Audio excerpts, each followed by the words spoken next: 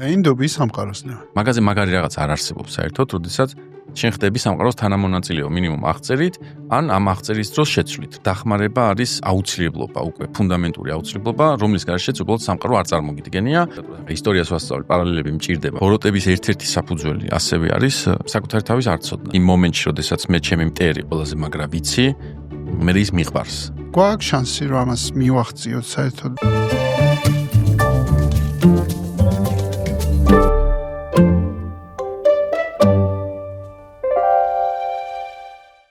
ლევან ღამბაშიძე, თანამედროვე ქართველი ფილოსოფოსი, პედაგოგი და მთარგმნელი.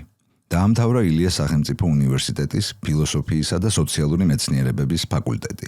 2007-2009 წლებში გაიარა ერაზმუს მუნდუსის სამაგისტრო პროგრამა ფილოსოფიაში. სწავლობდა ლუქსემბურგში, პრაღასა და ბოხუმში. 2015 წლიდან ლევანი არის გივი ზალდასტანიშვილის სახელობის ამერიკული აკადემიის ფაკულტეტის წევრი, სადაც ის ისტორიასა და ფილოსოფიას ასწავლის. მისი აზრით, ქართული საზოგადოება ხშირად განიცდის სიახლის შიშს, რაც ხელს უშლის პროგრესსა და განვითარებას. ეთერშია კაცმანის სხვა პოდკასტი, მეგობრებო, კაიხანია შეხვედრივართ ერთმანეთს და დღეს შევიკრიბეთ სასაუბროთ ლევან ღამბაშიძესთან. და მინდა მოგესალმო. გამარჯობა. მინდა გითხრა, ფრიად სასიამოვნოა შენი მასპინძლობა აქ ჩემთან პოდკასტში. თან ისიც, რომ არც ის ვიცი, რაზე ვისაუბრებთ, ეგეც სიურპრიზი არის, აგერ სამყარო თვითონ გამოგვიგზავნის თემას. რამდენ კომფორტულად ხარ აი ესეთ, როგორ თქვა, სამყარომ გამომიგზავნის, რაზე ვისაუბროთ, აი ესეთი ღია თემა, რამდენ კომფორტია შენ? ეს ჩემი ჰობი არის სამყარომ გამომიგზავნა საუბრები. და ძალიან მაკლია სინამდვილეში, იმიტომ რომ მაინც რაღაც ყოველდღიურობაში მე მასწავლებელი ვარ სკოლაში, ამიტომ რაღაც გაკვეთილის დაგეგმვის დროს ვიცი რაზეც ვისაუბრებ.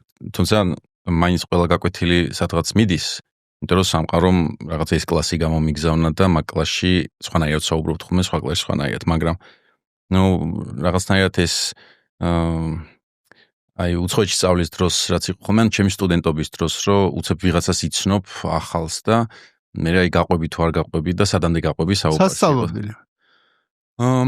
მე-10 კლასი გერმანიაში დავამთავრე. ალსვაილერ ეგეთი ის იყო, სოფელი იყო ზაარლანდში და შემდეგ სამაგისტრომა გაკეთებული პროგრამა იყო ერაზმუს მუნდუსის ევროკომისიის დაფინანსებით სამაგისტრო.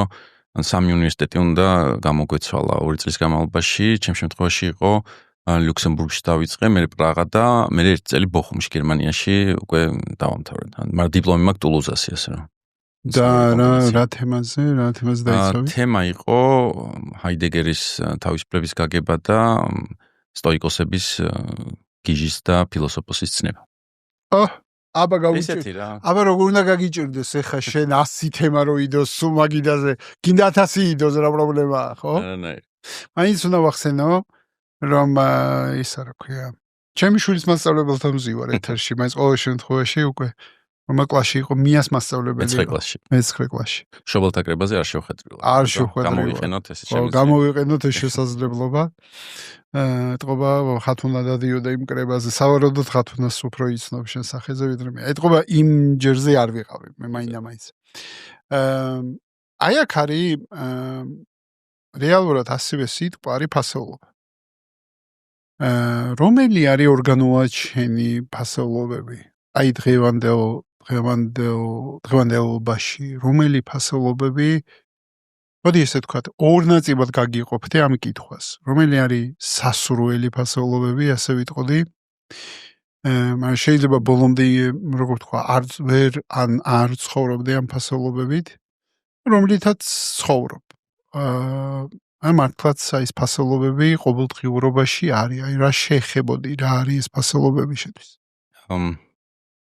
რთულია ყოველთვის ფასეულობებზე, იმიტომ რომ შემიძლია იდეალურად დავასახელოთ რა გვიყვარს რა მოგწონს, მაგრამ ყოველდღიურობაში რას ვახორციელებ და მაგითო გავყავი ეს კითხვა. ხო რა და ამიტომ ძალიან ჭირს ხოლმე რაც უფრო იცი ადამიანი, მით უფრო ხვდები რომ ეს ფასეულობები ერთი არის დეკლარირებული და სულ თქვათ ეხაც რომ ხდება, ანუ საჯარო პირისთვის უფრო ის არის ხოლმე რა რთული, იმიტომ რომ თქვათ ვიღაც რომ ხდება და მეუბნება რომ აი ყველაფერში გეთანხმები ან ძალიან მომწონს როგორ ცხოვრობ, იმიტომ რომ რაც ნანახი აქვს ეგ გონიათ რა ყველაფერი, მაგრამ მე რო ვიცი, ჩემი თავი მე მიჭირს ხოლმე მაგ იმის მიღებაც კი ხო სიტყვის, იმიტომ რომ მე ვიცი სად ვაფუჭებ რაღაცებს რა, მაგრამ ზოგადად რაც ძალიან მომწონს ადამიანთან ურთიერთობაში არის ნდობა რომ შემეძლოს ნდობა და მე ვიცი რომ ჩემი ნდობა შეუძლიათ ისევ ამბობ ეს არის რაც ფიქრობ რომ რაღაც სიტუაციებში ბევრისთვის სანდო შეიძლება ვიყო და ეგ მომწონს მაგალითად რა ვიცი საიდუმლოს არ გათქმაში პირობითად და ყოველთვის ეგ მაკვირვებს ხოლმე ანუ სამყაროს სადაც ეს საიდუმლოები იპარება მე სულ მიკვირს ხოლმე რომ რატომ მოხდა თუ ითქვა რომ საიდუმლო იყო ან რაღაც ისეთი რაც არ უნდა თქმულიყო რატო აღმოჩნდა რომ მე ყველა მიცის და ეგეთ სამყარო ძალიან არ მომწონს რა, ანუ მირჩევნი, იმიტომ რომ ვფიქრობ, რომ თუ ნდობა არ არის, მე ყველაფერი დანარჩენი რაღაცნაირად ჩამოშლილი არის რა, იმიტომ რომ რაღაც მაგაზე ვდგევართ, რომ ერთმანეთს რაღაც სიტყვა უთხარით და მე ისნა გავაკეთებ. აი ნდობის სამყაროს ნა.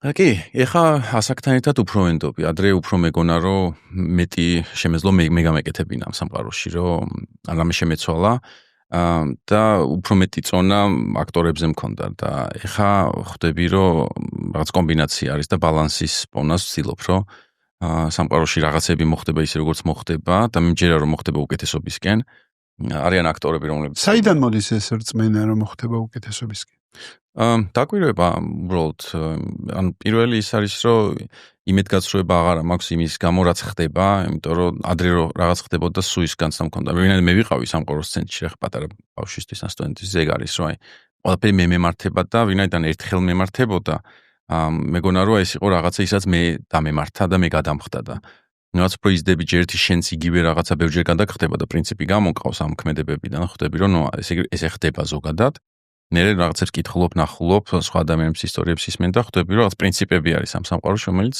მოქმედებს იმისგან დამოუკიდებლად შენ რას აკეთებ რას არ აკეთებ და ამიტომ ეს მქონდა ხოლმე რა ბავში მშობელი და ბებია ბაბუას განსხვავება ხა მე ჯერ ბებია ბაბუას იმაში არ ვარ ასაკში, მაგრამ აი სიმშვიდე რაც მათ ჰქონდათ ყოველთვის რა, ანუ მაგალითად ბავშვმა იცის რომ აი ტესტი აქვს და ნერვიულობს, კვდება ისე ნერვიულობს რა.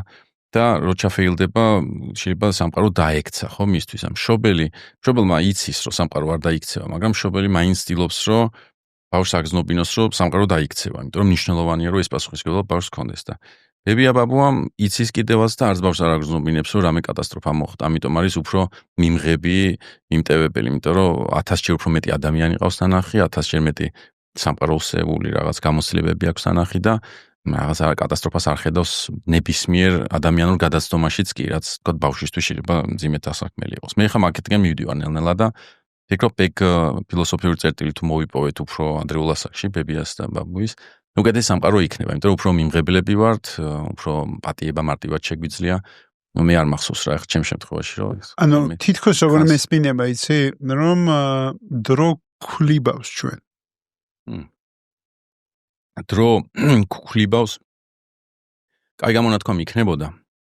ეს დაკლიბვა რომ დაბლაგვებასთან არ იყოს და უფრო აი ვიღაცა დრომ გაქლიბა, მგონია რომ იმ კაცზე ითქმის, ვინც რაღაცნაირად რუსულად რომ ტუპოი ბლაგვია რა ხო და ჩვენ უფრო ისე სხვა მეტაფორა ალმასი უნდა დადგეს რაღაცა კონტურები შეიძინოს ხო და კი მასე მგონია მაგრამ ეს უხეში პროცესი არ არის რა ანუ გაქლიბვაც რაღაცა ძალადობას გულისხმობს რა და ჩემთვის ძალიან ლამაზი პროცესია ისაც ადამიანს ემართება იცი რა არც ჩემთვის არ არის ჩემთვის ლამაზი პროცესია და მახსოვს სტივ ჯობსი ეყვებოდა ერთ-ერთ ინტერვიუში რომ მე ვნახეო მანქანაო ძალიან ახალგაზრდა ასაკში რომელშიც ქვები იყრებოდა და ის ქვები ერთმანეთს ქლიბავდნენ და მეორე დღეს პრაქტიკულად აი იდეალური ზედაპირის ქვებს ხედავდიო და ეს მეტაფორა სხვადასხვა მოყავს გუნდის ჭრილში რომ ეს როგორც ქვებიო მანქანაში ქლიბავენ ერთმანეთსო ესეო ადამიანები ერთმანეთს ქლიბავენო და აღწევენო აი ამ იდეალურ ზედაპირსო მეტაფორას იყენებდა გუნდისთვის ალბათ ჩემთვისაც ვიზუალურად ეგეთი მეტაფორა როცა ვამბობ ქლიბავ თუ ჩავყვებით მეტაფორას ხო ესე კი აბა ეგ არის ეს პოდკასტი ამ დაკრიბვის პრობლემა არის რაღაცის მოშორება მოტეხვა რა და მე უფრო აი სხვა ადამიანთან ურთიერთობაში რაც ეხა ყველაზე მეტად დასაფასებელია ჩემთვის, ოღონდ მე გამოვიარე ეს დაკლების პროცესი, რაღაცები რო არ შეიძლებოდა. ანუ სკოლა, სამეგობრო პატარები რო ხარ, ხო ესე არ შეიძლება ვიღაცას. ესე უნდა ჩამოართვა ხელი, ისე უნდა ჩვენ რაღაც უბანში ესე ვიქცევით, ის უბანი სხვანაირად იქ. ხო და დღეს უფრო ვაფასებ და აი სადაც სტუდენტობის დროს დავიწყე იმ ხალხის დაფასება, რომელიც კი არა ქლიბავდა, იმის შესაძლებლობას მაძლევდა, რომ აი ეს ჩემი წახნაგი რაც იყო, ბოლომდე მიმეყვანა, აი თავი მაგ ტვიზახი რა, ანუ ადამიანი არის ამ რაღაცა იდეალურისა და ნაკლოვანების სინთეზი, ხო, ორივე.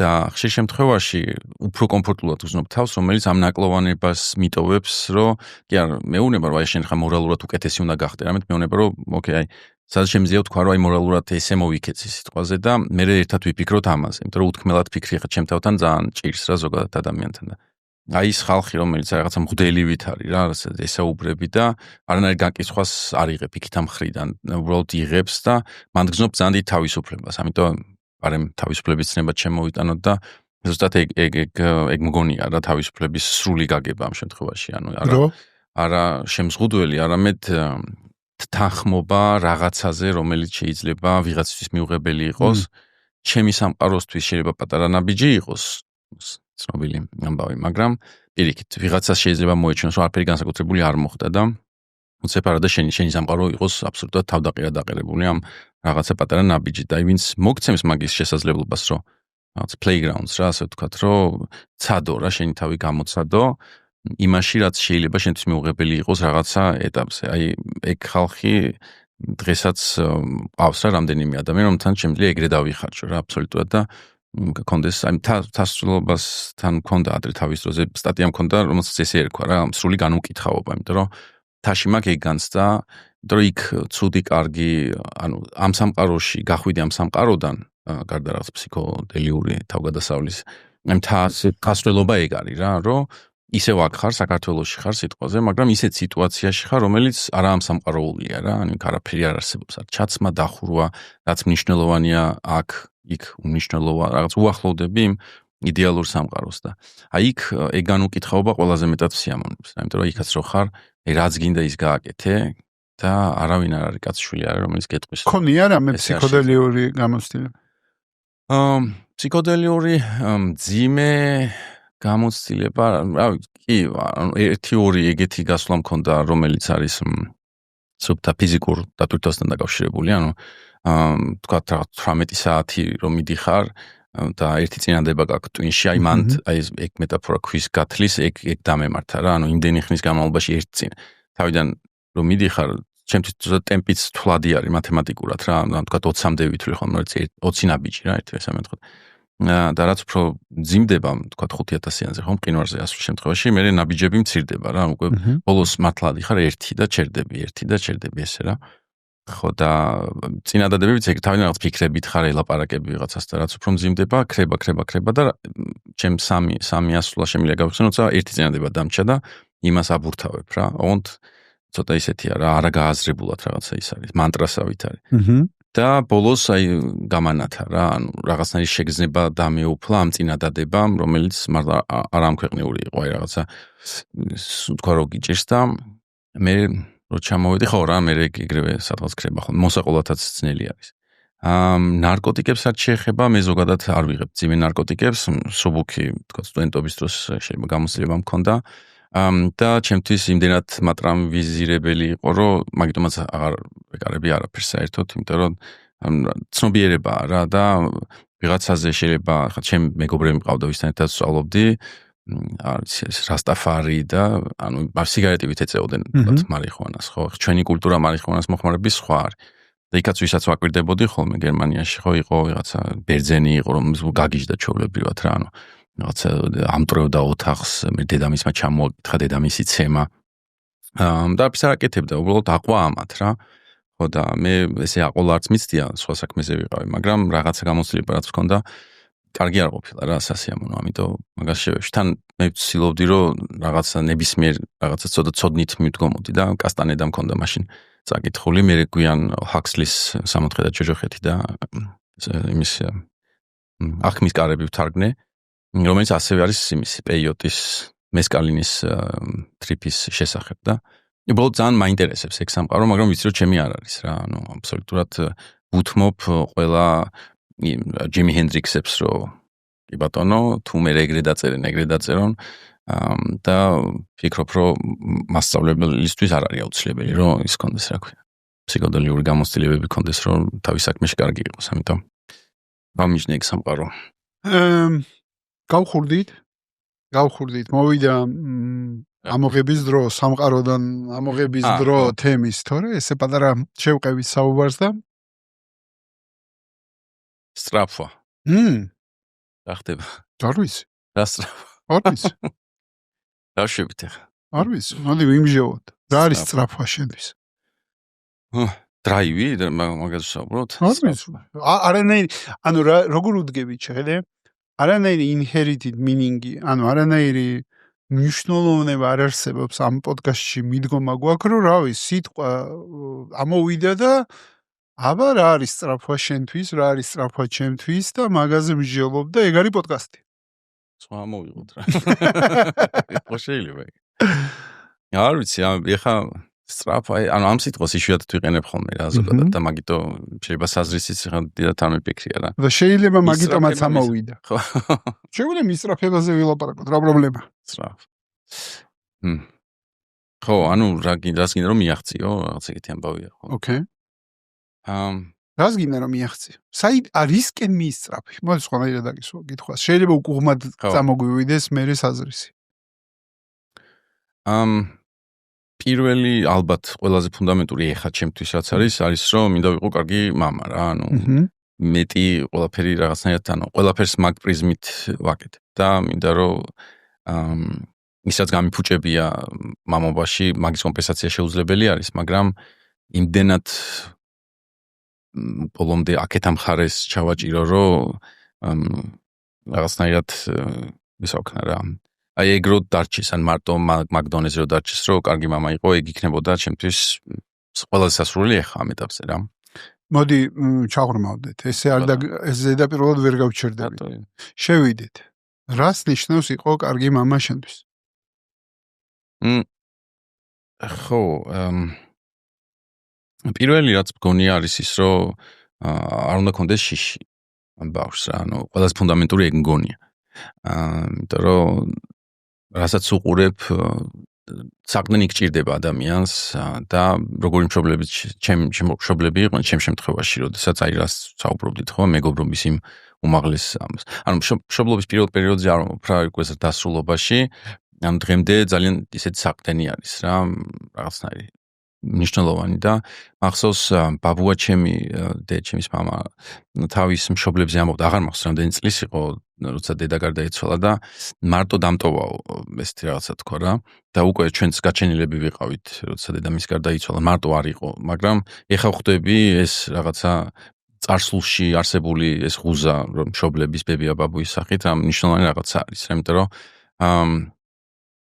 სადღაც ვისი არის, არ მახსოვს, მაგრამ სახლი არის ესეთი გამონათქვამია, რომ სახლი არის ადგილი, სადაც შენ როცა იძულებული ხარ რომ დაბრუნდე, ისინი იძულებულები არიან რომ მიგიღონ.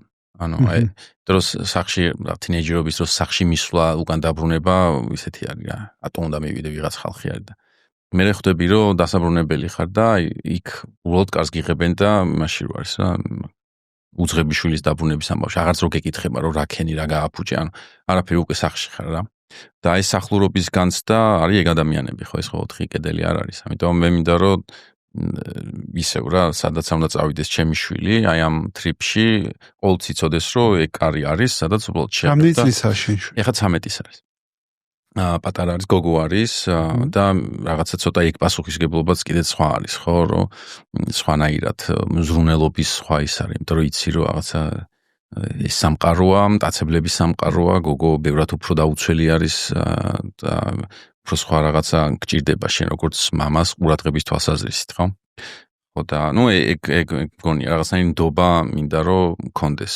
მუდმივი რა თქმა უნდა იმაზე არის საუბარი 100%-ით ან მე უყვები ჩემ მშობლებს რაღაცებს ან ის მომიყვება მაგრამ რო იცოდეს რომ სამყარო რო დაექცეს მისი რომ მოყვეს აქ უბრალოდ არანაირი გაკიცხვა არ იქნება ეს არის ყველაზე მნიშვნელოვანი და აი მაგაზე ვცდილობ რომ ოღონდ ეს მინდა რომ გულწრფელი ანუ კი არა ფიქრობ რომ ესე უნდა იყოს რა, ანუ ყოველში ამ ეტაპამდეც ეგრევე ყოფილვართ რა, ანუ თქვათ რაღაცა გამოცდაზე, იმაზე ვცდილობ რომ რაღაცნაირად თანადგომა მაქსიმალური მქონდეს რა, ანუ გაგების და მიმღეობის, ოღონდ არ ჩამოვარღვიო ის ბალანსი რომ ამა არ იყო რა, ანუ ძალიან ხშირად მაგ პრობლემას ვაწყდებით ხომ სკოლაში განსაკუთრებით. მშობლებს ის აქვთ რა, რომ რაღაცის კომპენსაციას რაღაცით ცდილობენ რა, მაგალითად, ვინაიდან ყოველდღიურად რაღაც წიგნებს ვერ უკითხავდნენ, მერე თინეიჯერობაში 13 წლის ასაკში ფართი ალკოჰოლით სიტყვაზე და აი ჯიგარი მშობელი ვარ თუ რაღაც.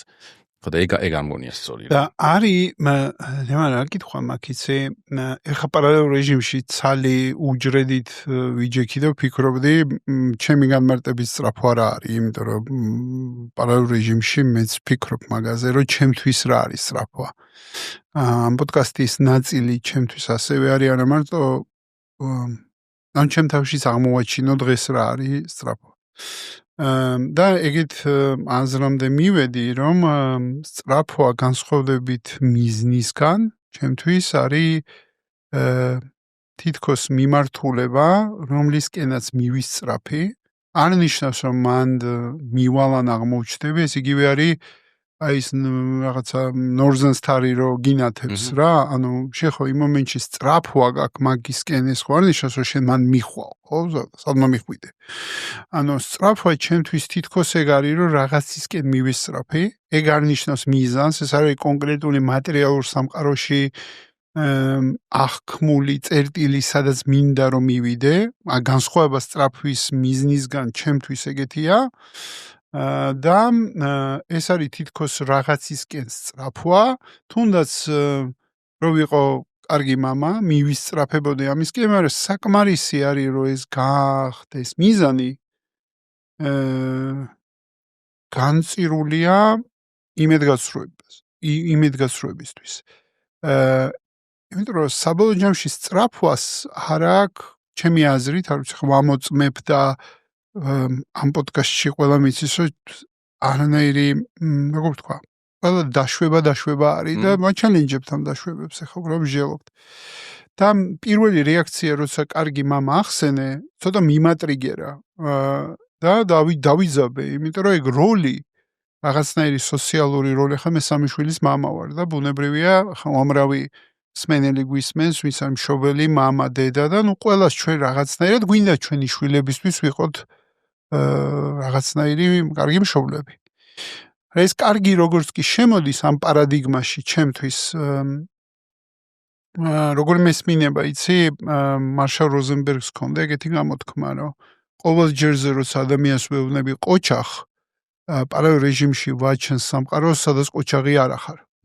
ანუ თითქოს ორივეს ხსნი ამაში, რომ თუ არსებობს კარგი მამა, ესე იგი არსებობს ცუდი მამაც. და ესე იგი მე პერმანენტულ დილემაში ვიქნები ამ ორ ცნებას შორის, შეიძლება სრულად ჩემზე იყოს, რას ფიქრობდე რა არის კარგი მამობა და რა არის ცუდი მამობა, მაგრამ როგორც კი კარგი მამობა შევქმენი, პარალელურ რეჟიმში შევქმენი ცუდი მამობაც. ავტომატ ეს თითქოს ერთი მედლის მეორე მხარეა ჩემთვის. და ალბათ მაგიტო დავიძაბე და დავტრიგერდი, იმიტომ რომ ორივე გაიღვიძა ჩემში, აი კარგი მამა და ჩემთვის 3 შვილის ფონზე ძალიან ნაცნობი როლია და მგონია რომ ყველა მშობლისთვის ვინც გვისმენს, კარგი ნაცნობია, ხა რაზეც ვლაპარაკობთ. და ეხლა აი ამ კონტექსტში რო შევხედე, უკვე სწრაფვას ცოტა სხვანაირად შევხედე, რომ სწრაფვა არ ნიშნავს, რომ მე ჩემ თავს ყოველ წამს ვთხოვ, რომ ვიყო კარგი მამა. უბრალოდ მივისწრაფი იმისკენ, რომ ვიყო ეს კარგი ძალიან საინტერესო, მანდაც მინდა ჩაღრმავება, იმიტომ რომ ეს კარგი და ცუდი არის ერთ-ერთი ფილტრი თუ პარადიგმა, არ ვიცი რა დავარქვა ამას, ალბათ ფილტრიც არის და პარადიგმაც, რომელიც შემოგვაქვს ჩვენ, არ ვიცი, მორალის კუთხით, რაღაცას კუთხით, სადაც ვაძლევთ ჩვენ თავს და სხვებს ასპარეს, ზოგადად ჩვენ თავს, რომ გამსაჯოთ, გავზომოთ, შევადაროთ, რაღაცნაირი შემოვიტანოთ, ხო ხედავ, რამდენი რაღაცა გამიჩნდა პარალელურად რო გისმინე, რომ ანუ მომაწვა ეხა ეს ფიქრები და უბრალოდ ვინახავდი რაღაცა მომენტამდე, რომ ეს ყველაფერი დამეყარა ეხა მაგიდაზე, რომ რეალურად ეხა ჩვენ, რავი, ადამიანები ვართ.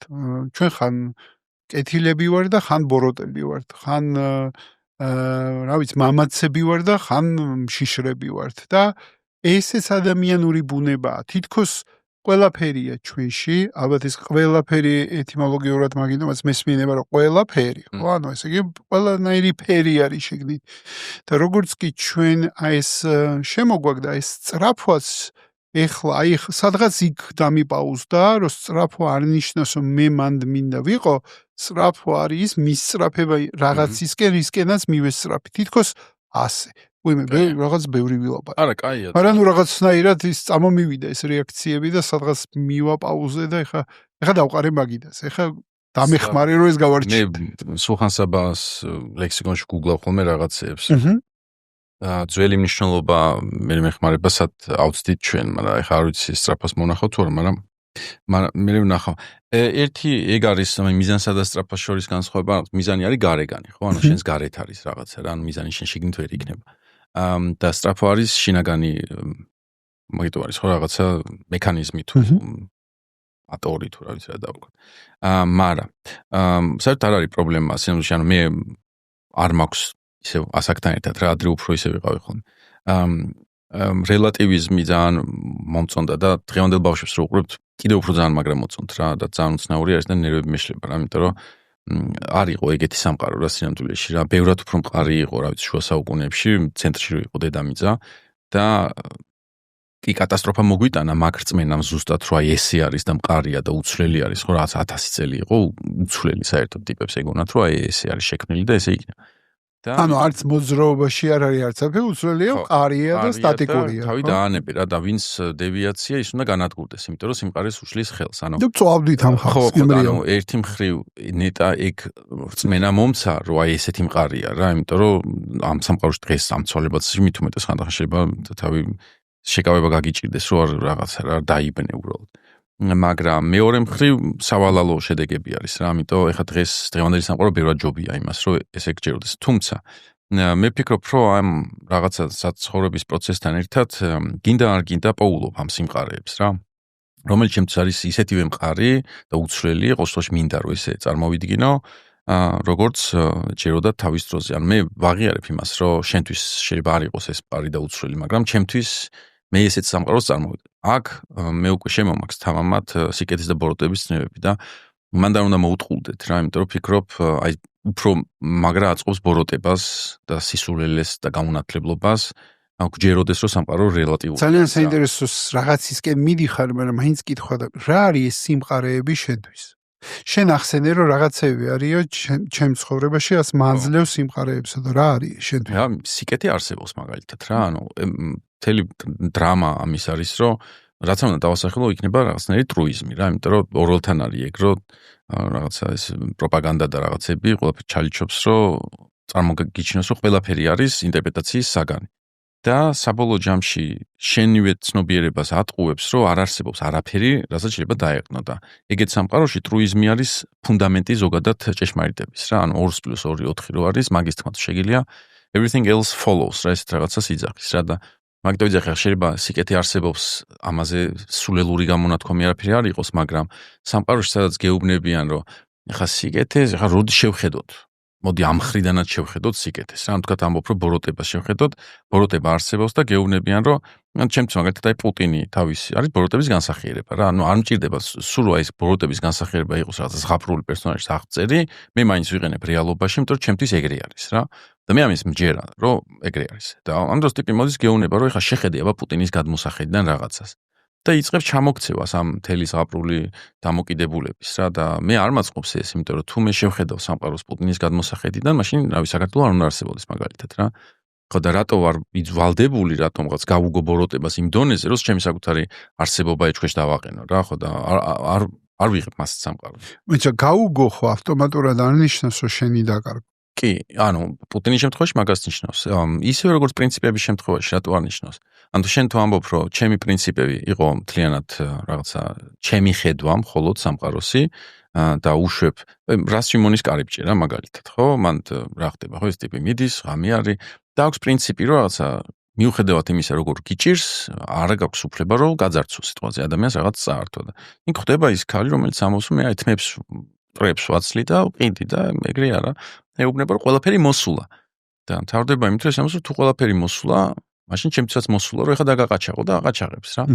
და ანუ დასაწყისში ვიწყებთ მორალური პერსონაჟით, რომელიც რაღაცა გაჭირების მიუხედავად სიტყვა, ნუ ბევრი არ არის პერსონაჟის შესახებ, მაგრამ ყოველთვის რაღაცას არ აკეთებს, ბრაზდება, როდესაც ხედავს რომ ტარს ვიღაცა თმებს და თავდება იმით, რომ აღარ არსებობს ეს სიკეთე რა, რომ რაღაც სიკეთება არ შეიძლება, ეგ ზღვარი მოირღვა რა. ხო და უბრალოდ ცუდი სამყარო არის ეგეთი, სადაც სიკეთე არ ქვია, ბოროტება არ ქვია და ყველაფერი არის ინტერპრეტაციის საგანი. და თანამედროვე სამყარომ ბევრი გააკეთა მაგის მაგალითად ეხლა ჩემ ბავშვობაში რა ბოროტ პერსონაჟებიც არსებობდნენ ყველას შესახებ ფილმი არის დღეს გადაღებული როგორ გახდა ბოროტი და სცენარში არის აი ყველა გაკეთილშობილებული არის აბსოლუტურად აი დრაკულაზე არის ფილმი სადაც თურმე აი ოსმალების იმპერატორი ვენაზე რომ მიდის დახმარებას თხოვს და ეს უარსეუნება ეს ცოლს მოუკლავს შვილს მოუკლავს რაღაცა ეს გაბრაზდება და აბა შეკითხვა ყოველთვის ეგ არის ხოლმე აბა შენ რას იზამდი არ გახდებოდი ისა თემან მაშინ კითხვა მაქვს შენთან ესეთი თორსები ამერიკაში არის ეგეთი პროგრამა არ ვიცი ზუსტად სახელი აღარ მახსოვს ეს პროგრამა რომელიც დოკუმენტალურ ფილმში ვნახე მე მგონი გაბორ მათეს დოკუმენტალური ფილმი არის ტრაუმაზე გაბორ მათი მოსწავლე ვარ მე და მისი კურსდამთავრებული ვარ და ყველაფერაც კი მოკლედ მაგ ადამიანს უკავშირდება მეხმიანება და ნუ ისე ვიზახე არ ვიზახი კარგია თუ სულია უბრალოდ მეხმიანება მის ფილმში არის ნახსენები რომ არსებობს ეგეთი ციხე სადაც ერთ-ერთი ციხე თუ რამოდენიმე ციხე არის ამ პროგრამაში სადაც აი compassion-ით არ ვიცი ქართულად სუსტი შესატყვის სიტყვა მაინც ვერ ვიპოვე compassion-ი რა არის არა compassion-ი არის თითქოს რომ მე გაგები და თანაგრძნობით უდგები რაღაც compassion-ი ხო ანუ ემპათიაზე მეტი არის compassion-ი ანუ უფრო მოდი ესე ვთქვა სიღრმესეული არის compassion-ი და მოკლედ მაგ ფილმში არის ნაჩვენები რომ ამ ციხეში ბოლო მოკლედ ირკვევა რომ ყველა ეს მოძალადე რომ ეს თავიდან ვიღაცა მოკლა, ვიღაცა დააყაჩაღა, ვიღაცა რაღაცები მოხდა. ასე სამხრივად რომ შევხედოთ ბოროტი პერსონაჟები არიან ადამიანები, იმიტომ რომ ვიღაცას ავნეს, ვიღაცას დაუშავეს, ვიღაცას მოპარეს, ანუ ეგეთი ტიპები არიან რა.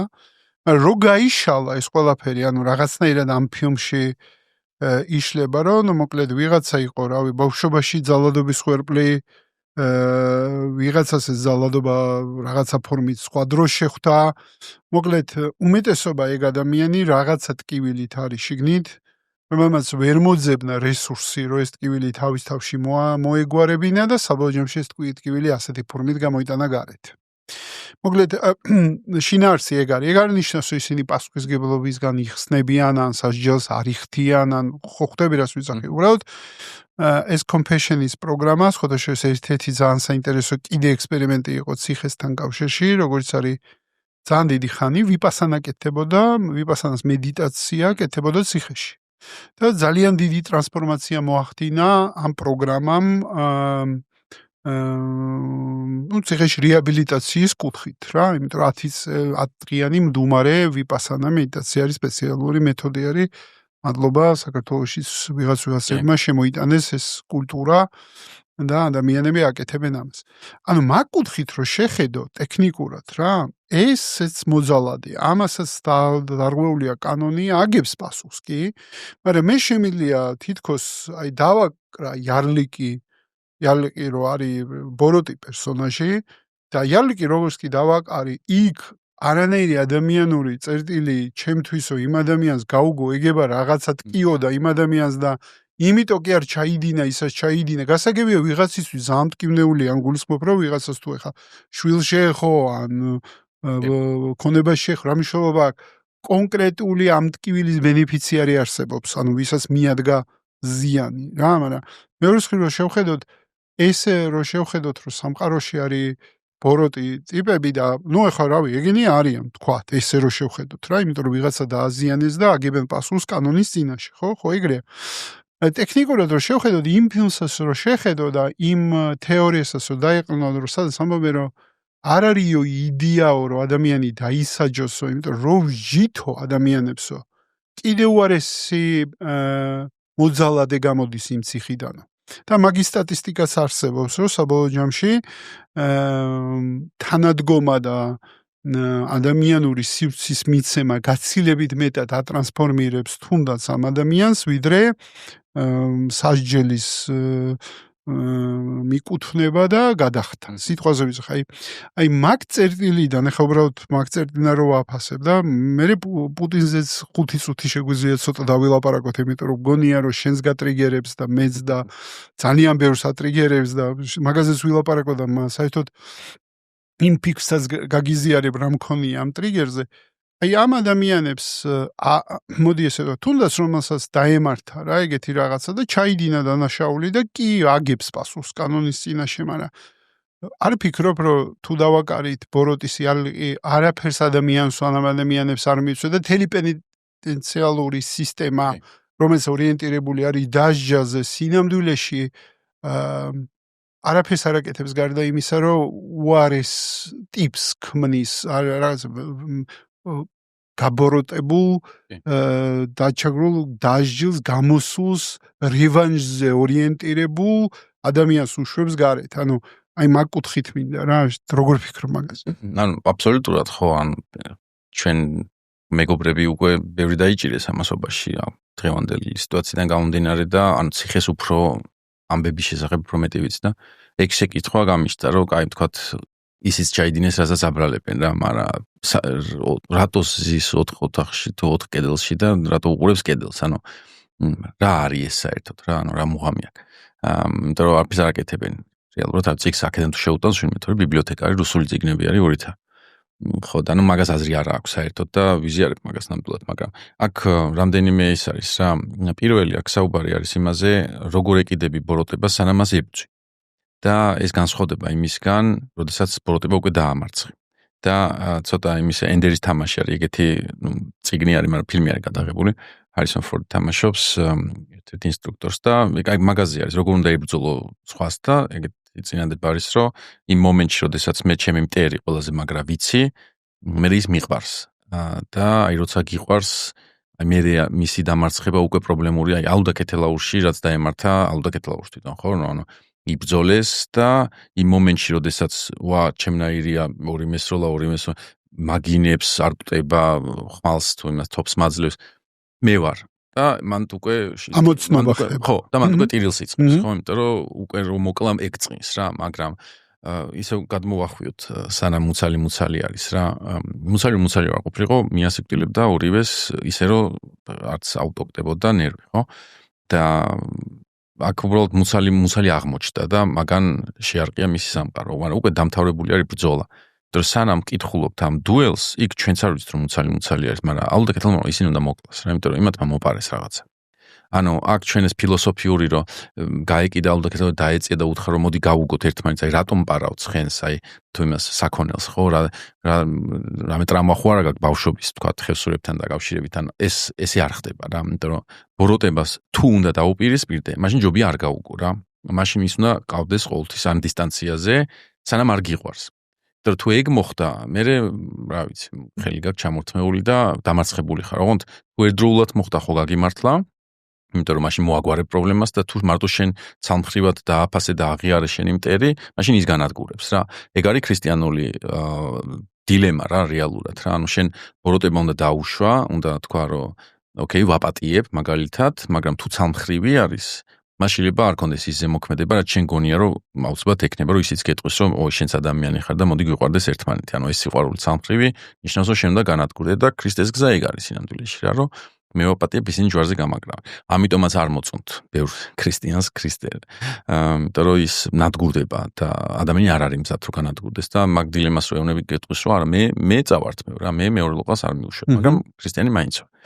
ხო და ამიტომ მე ვფიქრობ, რომ ეს ციხემდე სანამ მივა საკითხი, მანამდე უნდა ყავდეს, ანუ კუნფუ ჰასლ არის ეგეთი ძალიან ჩემთვის საყვარელი ფილმი, კარატე კუნფუზია რა. ბრძოლაზე, სხვადასხვა ილეთებზე ბუდიზმის ფილოსოფია რაღაცა სასაცილო ფილმი არის, მაგრამ იქ ბოლოს ისევ შერიგება მოხდება ამ ბოროტის და იწყება ის აღიარებს ამ კეთილის მასტერობას რა. წავაგე და შენ უნდა მიხელმძღვანელო მე სულიერად რა. მაგრამ სანამ ეს მოხდება, ეს დალეწავს ძულებში ისე გალახავს რა. და მაგას ფილოსოფიას ვემხრობი მე, ბოროტი დაიჭირე მე იწყებ გაგებას. ანუ პუტინი ციხეში ჩემთვის აბსოლუტურად სხვა პერსონაჟი არის, ვიდრე პუტინი დღეს, რომელიც არ ჩერდება, უბრალოდ არ ჩერდება და მისი ყველა ქმედება არის ბოროტული თავისი არსით. და აქ ჩემთვის ნაკლებად საინტერესოა, სანამ ის მე მანადგურებს, ნაკლებად საინტერესო არის რატომ მოვიდა ის აქამდე, რატო გახდა იმპერიალიზმი, პეტერ პირველს სხვა რა აქვს რამე წვრილი რუსული იმპერიის დაფუძნება, აი რაღაცა ეგენი არ მაინტერესებს, კონტექსტი არ მაინტერესებს, რა მე ის უნდა გავაჩერო. და ზუსტად ამიტომ მაგურ რაღაცას ერთმანეთსგან გავმიჯნავდი რა, რომ ბოროტს როგორ ვიყენებთ ინდივიდუალურ მაგალითად კრიმინალის შემთხვევაში, როგორ ვიყენებთ სახელმწიფო შემთხვევაში, როგორ ვიყენებთ, რა ვიცი, სოციალისტი ბოროტის და უკვე ლევან, მაშინ ეგეთი კითხვა მაქვს. რო იძახი ბოროტს, რას გულისხმობ? აი რა 3-4-5 სიტყვა მითხარი, რომელიც დესკრიპტორი არის აი ბოროტის შენთვის. პირველი დეფინიცია იქნებოდა ყველაფერი მიზნის მიღწევა ყველა საშუალებით არის ჩემთვის საფუძველი ბოროტების. იმიტომ რომ შენ ზუსტად მაგას იმაშები, ხო? ანუ შენ ამბობ, რომ რა ვიცი, მე მინდა უსაფრთხოება, თუ ამ უსაფრთხოებისთვის ვიღაცებმა დავხოცო, ის უნდა გავაკეთო და პრინციპი ჩემთვის მამოძრავებელი არის ეს რა. მაქვს მიზანი და იმას უნდა მივაღწიო. ანუ ქმედება ნაკლებად არის, ანუ ნებისმიერი ქმედება შეიძლება გახდეს ბოროტული, თუ ის ემსახურება ამ პრინციპს რა. პრინციპს რომელსაც ქვია რა? მიზანი ამართლებს საშუალებას. ეგ არის რა, ანუ იმიტომ რომ არ ამართლებს. იმიტომ რომ ზუსტად ისე ვიგბრუნდებით რა, არსებობს რაღაცა ღერძი პრინციპები, რომელსაც უბრალოდ ვერ გადაახდები. და ეს აბსტრაქცია არ არის, ვიცით რომ ბევრი ადამიანისთვის ეს პრინციპი იმდენად დაუძრეველი აღმოჩნდა, რომ სიკვდილზე წასულა ხალხი, ხო? ანუ არ გაუკეთებია ყველაფერი იმისთვის, რომ მიზნისთვის მიეღწია და არის ხალხი, რომელიც ამბობს, რომ ეგ არის რა, ეგრე უნდა იყოს რა. მეორე ალბათ არის ბოროტებას ყველაზე მეტად ძალაუფლებასთან დავაკავშირებ და ეგ არის რა, იმიტომაც და როგორ არის, რომ როდესაც შენ ამბობ, რომ ძალაუფლებას არ აქვს საზღვარი. ანუ არა მხოლოდ გაქვს, არამედ ესეც ფიქრობ, რომ არ უნდა არსებობდეს, თუმცა ეს საზღვარი შიგნით უნდა კონდეს სინამდვილეში და არა გარეთ რა. ანუ პირობითად შენ როდესაც აი ჩვენებს დავაკვირდეთ რა, ჩემთვის საჩანს აი ქართული ძალაუფლების ბოროტება რა, ძალიან ყოფით რაღაცეებში რა, როდესაც საცობში გივლის ადამიანი. ჩემთვის ეგ უზნეობა და ბოროტება არის რა, ანუ მაგას აღმოვფხრიდი ყველა საშუალებით. იმიტომ რომ ტიპი ამბობს, რომ მე მომცეს ისეთი ნომერი, რომელიც არ აღირიცხება შუქნიშანს კამერებზე რა. ოღონდ მომცეს იმისთვის, რომ საქმეზე რომ მივდივარ, სიტყვაზე გამოძახებაზე ვარ, ხო, სუცის თანამშრომელი თუ ვიღაცა, სწრაფად გავიარო საცობი. იმიტომ რომ ეს მნიშვნელოვანია, მაგრამ არ მოუციათ იმისთვის, რომ ბავშვი წავიყვანო სკოლაში რა. აი ეგ საზღვარი ვინ უნდა დაგიწესოს, თუ არა შენმა საკუთარმა თავმა. როცა ამბობ, რომ ოკეი, აი ძალაუფლება მაქვს, ანუ ნომერი მაძლევს ლეგალურ ძალაუფლებას, რაღაც frameworks, მაგრამ პრინციპში ამასაც გავაკეთებ და არც არავინ არ დამსჭის რა და როცა ამას თანხმდები, აი მან იწყება უკვე ბოროტება. და ბოროტების ერთ-ერთი საფუძველი ასევე არის რაღაც ისე, არ ვიცი, რამდენად შეიძლება იყოს, მაგრამ საკუთარი თავის არ ცოდნა რა. ბევრი სიბოროტე რაც კი ჩადენილა არის ზუსტად აქედან გამომდინარე, ანუ როცა არ იცი რას აკეთებ, მაგრამ გონია რომ იცი რას აკეთებ. და უბრალოდ იმდენად არაკომპეტენტური ხარ და არ იაზრებ ამას, რომ მე რაღაცებს აშავებ. მაგალითად, იყო ეგეთი ლისენკო იყო, რაღაც გენეტიკის მიმართულებაზე მუშაობდა სტალინის დროს და დაუპირისპირდა აკადემიის ხალხს, რომელიც ამბობდნენ, რომ პირობითად სასუქის გამოყენება უნდა ესე და ეს ამბობდა, რომ არა, ბადრიჯანზე ესე მუშაობს და ლისენკო იმდენად დაახლოებული იყო სტალინთან, რომ მისმა დოქტრინამ გაიმარჯვა. რაკნეს ყველა დანარჩენი დახვრიტეს რა, ეს მთელი ბაბილოვი იყო ეგეთი კაცი, ის უბრალოდ დახვრიტეს რა კაცი, იმიტომ რომ სასუქზე რაღაცას ამბობდა. და მუღამ ის არის, რომ ეს ლისენკოც ჩაფეილდა საბოლოო ჯამში, ანუ მისი მთელი ეს დოქტრინა აღმოჩნდა აბსოლუტურად სიგიჟეზე დაფუძნებული, მაგრამ რატომღაც თავისუფლება მისცა, რომ ეთქვა, რომ მე ვიცი რა, როგორც უნდა გავაკეთო, რაც უნდა გავაკეთო და აი ეგეთი ხალხი უფრო მიდრეკილი არის რაღაცა, ანუ ისევ ამბობ რა, ბოროტებას, როგორც ჭეშმარიტებას თქვა სიკეთესთან აიგივებენ ხოლმე, თქვა ფილოსოფიაში ბოროტება უნდა გავაიგოთ ცნობასთან. მოცხონეირა დავსვა კითხვას. ეს ბოროტება რო არ არსებობდეს, სიკეთეს გაარჩევდი? ჩემთვის კი, ანუ ორი ამბავია რა. ბერძეებს აქვს ძალიან კარგად ფორმულირებული, აღონთ არ ვიცი ამდენ კარგად მესმის, მაგრამ გონი კარგად მესმის. შეიძლება. სიკეთის და ბოროტების გარჩევა არის საწყის საფეხური, რომელიც არის ფუნდამენტური საფეხური, ანუ იმისთვის რომ იცოდე ეს, უნდა იცოდე ეს. მაგრამ რაღაცა ეტაპზე შენთვის არჩევანი იმდენად ფუნდამენტური ხდება სიკეთის სასარგებლოდ, რომ არჩევანი ნადგურდება. ოღონდ ვინაიდან ეს საბოლოო თავისუფლებას ეძახის მაგას, ის საბოლოო თავისუფლება აღარ განიხილავს ყოველთვის არჩევანად აღარ განიხილება, მაგრამ ის ვინაიდან ეფუძნებოდა სიკეთეს და ბოროტების გარჩევას, ანუ არჩევანს, მაშინ ისიც არის არა იძულება, არამედ თავისუფალი ნება და ახსნი რას გულისხმობ. მაგალითად, გითხოვთ თუ არა, რაღაც სიტუაციაში შეიძლება თქვა, რომ ჩემთვის არჩევანი არ ყოფილა. ანუ კინოებში რო არის, რა თქვენ ყოჩახ კარგად მოიქცეთ ამერიკულ ფილმებში რო არის და ყველა ჩემს ადგილას ესე მოიქცეოდა. ეს წინადება ნიშნავს, რომ რაღაცა პრინციპი ჩემთვის არის ბუნების კანონი უკვე. ანუ მე მიკვირს შენ რომ მაქებ, იმიტომ რომ მე მეგონა რომ ყველა ესე იქცევა ზოგადად რა და რატო გეგონა? იმიტომ რომ შენ ამ პრინციპამდე მოხვედი იმით, რომ მანამდე ეს იყო არჩევანი რა. მაგრამ რაც შენთვის პრინციპი გახდა, ის უკვე გავიდა არჩევნის სფეროდან, მაგრამ ეს იმას ანიშნავს, რომ ის თავისუფალი არ არის, იმიტომ რომ ის ეფუძნებოდა თავისუფლებას. ამიტომ შეკითხვა როგორ იყო ზუსტად? გარჩევ თქო. ხო, გარჩევა მე შემიძლია ამის გარჩევა, მაგ სტადიაში უბრალოდ აღარ მჭირდება. აი დაახლოებით ესე შეკითხვა დავსვათ, ფიქრობ ქონდა თუ არა ქრისტეს თუ იდეალად მაგ ტიპის სიკეთეს წარმოვიდგენთ, ხო? ქონდა თუ არა ქრისტეს არჩევანი, რომ განეკურნა ან არ განეკურნა ვიღაცა. და მე ვფიქრობ, რომ არ. იმიტომ რომ მაგ სტადიაზე სიკეთის არჩევის, როცა 33 წლის ასაკში შენ რაღაცეები შეიძლება არჩევანი იყო თავის დროზე, აი მოდი დღეს პარასკევია დავისვენებ და ვინმეს არ დავეხმარებ. გადავიდა სხვა ლეველზე, სადაც დახმარება არის აუცილებლობა, უკვე ფუნდამენტური აუცილებლობა, რომლის გარშეც უბრალოდ სამყარო არ წარმოგიდგენია. ამიტომ ჩვენ ვერ წარმოვიდგენთ, რომ ქრისტე ან მადლობას იღებს და იმას შეიძლება რა ქვია, ამბობს, რომ რას ბძანებთ, აი მე სხვა რაღაც შემეძლო გამეკეთებინა, ეხა ეს გავაკეთე რა. ის ყოველთვის მოქმედებს თან თავისუფლად, მაგრამ თან აუცილებლობით და ეგ არის პარადოქსი რა. იმიტომ რომ თავისუფლება აუცილებლობას არ უნდა მოიაზრებდეს რა, იმიტომ რომ ესეთი მდგომარეობაა რაღაცნაირი.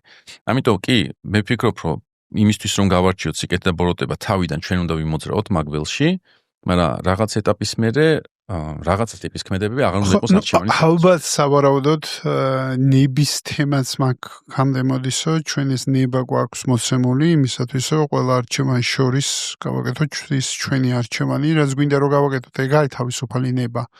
და ნება როცა არ არსებობს, ადამიანს ვერ აკისებ, თუნდაც სისხლის სამართლის პასუხისმგებლობას არ შეგიძლია თუ ნების ფაქტორი არ არის. ანუ ადამიანი, რავი, თუ ჩემ რეალობაში მე მომიჩვენა ეხლა სიტყვაზე რომ შენ აჯაღით მომზდევ, არა და აგენ იმით ისი ხარ, რა ქვია, ყურსასმენით, მე ვერ გამასამართლებ, ხო? იმიტომ რომ ჩემ რეალობაში ის ხდებოდა. და შესაბამისად ჩემი ნება არ იყო თავისუფალი ამ კუთხით. იცი როგორ რაღაცას ვკითხავ, იმიტომ რომ მოდი აი ეგეთი რაღაცას შევხედოთ, რომ არ არსებობდეს ეს არჩევანი, მაშინ არც ნების ეგზერსაისი არ იარსებებდა ჩემი აზრით. მეორე, ჩვენ გვჭირდება ხანდახან სხვა გზით წავიდეთ, რომ მივხვდეთ, რომ ჩვენი გზა არ არის და მოუტრიალდეთ იქედან. ყოველთვის ჩვენ ვერ ვირჩევთ იმ გზას, რომელიც მართლა გვეხმიანება. ხანდახან ერთ-ერთმა შამანმა მითხრა ცერემონიის წინ, იმისაც რომ შენი თავი იპოვოს, ასე ჯერ შენი თავი უნდა დაკარგო. და უნდა დაინტერესდე ვინ ხარო და თუ მოხვედი იმის სამტკიცებლად ჩემთან ვინ ხარო, მაშინ არ ქონია ჩვენ ჯორნის არანაირი აზრიო. ეგეთი პასუხი იყო შამანის და ძალიან დამამახსოვრდა. დაუბრუნდებით თემას. იცი რა, მოდი აი პუტინის თემას დაუბრუნდეთ რა. ეხლა ორჯერ 2-4-ზე არ ვილაპარაკოთ, მაგრამ შენში რას ატრიგერ? მოდი ესე ვიყო, მე ხა პუტინი შემიფასე, ნახდათ არ არის ჩემი კითხვა, ხარ ჩემთან და არ ჩემთან, თორემ მაშინ ცალკე პოდკასტი გჭირდება მაგ თემაზე. მაგრამ აი შენში რას ატრიგებს? რა გაცოფებს, არ ვიცი, გატრიგერებს, მე უფრო ესე მიყო, შეიძლება არ ცოფტები და შეიძლება სხვა რეაქცია გაქვს, მაგრამ რა არის, რასაც იწვევს შენში? ხო. ეგ ემოციური მასთან ნაკლები ჩვენთან უფრო მაქვს რა, იმიტომ რომ პიროთ უშუალოდ განვიცდი ამათ ჩვენ თავრობაზე ამ შემთხვევაში. პუტინი მე გადავიყვანე მოლოდინის რეჟიმში რა, რაღაცნაირად ჩემთვის ტვინში რა, ანუ ვიცი რომ მოგტვება, ანუ ეგრე დავასაწყობე. დააპარკინგი იქ. კი, აი იქ მივაყენე და ველოდებით იმას რა ბოლო ანუ შევერწარგვიდი რამდენი მილიონია მაგ პარკინგზე, მაგრამ კაი. არა, ანუ ხოლოს შეულები რა, ყველანი წავალთ მაგით, მაგრამ ცოტა ის მაქვს რა, ანუ უკვე ვხედავ რომ სისუსტე გამოავლინა, ამიტომ ეგეთი საშიში წარმგონია ზოგადად. არც რუსეთი და არც პუტინი. ახლა რა თქმა უნდა ვიტყვი რომ მე აღვწერ სამყაროს ესე და ვიღაცა შეიძლება ეხლა მამდეს რომ სიგიჟეს ვიძახი, მაგრამ უკრაინა რაც წაკეთებს და რაც გაუკეთა რუსეთს და ყოველდღიურად უკეთებს, ეგ ჩემთვის ნიშნავს რომ რუსეთი ჩვენთვის კარგი მიმართულებით მიდის აქცევისკენ და პლუს პიროვნულადაც მაგ ადამიანში ბევრ შიშს ვხედავ რა უკვე სინამდვილეში თავის პრიგოჟინის შიშებით და ასე შემდეგ. ანუ ვერ არის ისეთი როგორი აურაც უნდა და რო გქონოდა ყოველ შემთხვევაში და პიროვნული თვისებებიც არ აქვს ისეთი რომელიც ჩემში რაღაც ემოციებს აღწევდა რა. ანუ თავის პროპაგანდაში სულელი არის. ანუ ჩვენები ბევრად უფრო მატყუარები არიან რაღაც ნარატივებში და რომ იგონებენ და ის პირობითად რა ვიცი მიყვება რუსულ იმპერიულ ნარატივებს. არაფერი ახალი არ მოუგონებია პუტინს, რასაც რუსეთი ყვებოდა რომ რაღაც ყველა გვეხვეწება იქით შემოერთებას, ეხაც იგივე სიძახის რა. ანუ პავლეც მაგას იძახდა, პეტრიც მაგას იძახდა, ალექსანდრეც მაგას იძახდა. ამიტომ ის ჯდება ძალიან კარგად რუსულ იმპერიულ დიდ ნარატივში. მე მაგ ერთი თეორია რომელსაც გავტესტავ აგერ შენთან ლაივში. ეს წარმოიდგინე და არის თანამედროვე სამყაროს მისწრაფება. ნუ რა მასკულინური სამყაროს მისწრაფებას დავარქვა, ფემინინური მისწრაფება ეგ ჩემი აზრით არ არის. მასკულინური მისწრაფება სამყაროსი არის რომ მე მინდა შეუზღუდავი ძალაუფლება. ძალაუფლება ხო მარტო პოლიტიკას არ ნიშნავს, შეიძლება ბიზნესში იყოს, შეიძლება სხვაგან იყოს. მე მინდა შეუზღუდავი ფული და შეუზღუდავი წვდომა ქალებთან. აი ეს იწამი წარმოიდგინე, რომ ეს იყოს საიდკენაც ახლა ეს ამ სამყაროში იბრძვის უამრავი ხალხი, მატრიცას ყიდის ამ იდეას იდეალურად. ნუ, კარგად იყიდება რა, მოდი ესე ვთქვათ, ყოველი არ ვიცი, bookshelves რო შეხედო, გინდა აეროპორტში ხართან, ერთი ცალკე ის არის როგორ ვიშოვო მილიონი, პირობითად გეუბნები ესეთი დასაწყობებული წიგნები. მეორე არის როგორ მოვიპოვო ინფლუენსი, ანუ აი ძალაუფლება, ზეგავლენა, რაღაცები, ეგ ცალკე მეორე შელფი არის. ნუ მესამე შელფი არის რა უთხრა ქალს, რომ პირველივე იმაზე რა ქვია, პაიმანზე რაღაცა გამომივიდეს. ანუ ძალიან დიდი პოპ კულტურის უზარმაზარ სამ რაღაცაზე გადის. ეხლა მოდი ესე ვთქვა და ეს იდეა კარგად იყიდება. ფილმები, წიგნები, იცოცხლე. რამდენიც გინდა, ვორქშოპები, სემინარები რა არ ხდება, ხო? ერთ წამი წარმოიდგინე, ეხლა რაზე უფიქრობ მე? სამყარო ამბობს, ოკეი, ეს გინდაო და მოდი ცოტა ხანი გაჩვენებ უსაზღვრო ფულით, უსაზღვრო ძალაუფლებით და უასაზღვრო წვდომით ქალებთან გამოდის ეს და თის მიშვერს პუტინისკენ. ანუ ჩემი თეორია, არ მომბობ რომ სადმე ეს წამიკითხა, ანუ ერთი წამი რომ წარმოიდგინო რომ აი შენ რაც გინდაო, აი ეს გამოდისო ბოლოსო რა, აი ესეთი ტიპი გამოდისო რა, რა მნიშვნელობა აქვს ხა შენ რა გონია რა, ჩემთვის თუნდაც სხვა ეხა ტიპაჟები ვინც დღეს დიდ პოლიტიკაში არიან დიდად განსხვავდება ამისგან არა. ხო და რო უყურებ ესეთი რამე გამოდისო და მოგწონსო, აი რაღაცნაირი თითქოს სამყაროს პასუხი არის, ცოტა ხანი გაიხედეო ამ კერპისკენო რა, რომელიც ეხლა აი თელი პოპკულტურა რომ მაგისკენ არის მისწრაფ. აი ეს გამოდის უსაზღვრო ძალაუფლებით, უსაზღვრო ფულით და ვერავე ვერ ითვლის ამის არც ფულს. ნუ ძალაუფლებას ხო უსაზღვრო აქვს მართლა, ხო რაც აქვს ეს ბოლო 20 წელი არ ვიცი რამდენი წელია და ნუ არ ვიცი ხა აქსესი ქალებთან ალბათ იგივე თემა არის. მან არ ვიცით საერთოდ რა ხდება, მაგრამ ნუ აი ეს გამოდის და საბოლოო ჯამში შეხედეო რა მოგწონსო. აი როგორ ხარ მაგ თეორია, უბრალოდ ერთ-ერთი ვერსია დავატრიალე, რასაც ხედავ და აი ეს გამოდისო და აი როგორ მოგწონთო ეგ, აბა შეხედეთო. მე თუ ეგ თეორია მართალიო, ძალიან წუხვა რომ ანუ არის დორიან გრეი, არ ვიცი, რომელი ერთ უნდა ჩამოთვალოთ, პრინციპში ყველა ნაწარმოები, რომელსაც ეს moral message აქვს რაღაცა, მაგას ამბობს რა, თქვა პოლიტიკაზე მით უმეტეს რა. ანუ ეგ არ უნდა იყოს საჭირო. სამწუხარო ამბავი არის სინამდვილეში პუტინის არსებობა თავისი არსი და იმიტომ რა ვიცი, ჰიტლერი მერჩივნა რომ მაგალითად ეგ ყოფილიყო მასკი. ეგ ისა პერსონაჟი, რომელთაც მიმანიშნებდა, იმიტომ რომ მას კი შემთხვევაში არ ვინ არ მოუხოცია რა. ახლა როდესაც საუბრობთ რაღაც ქვეყანა ჩვენ შემთხვევაში ამდენი ის არის დევნილი და გარდაცვლილი ადამიანი და უკრაინას რა უქნანო.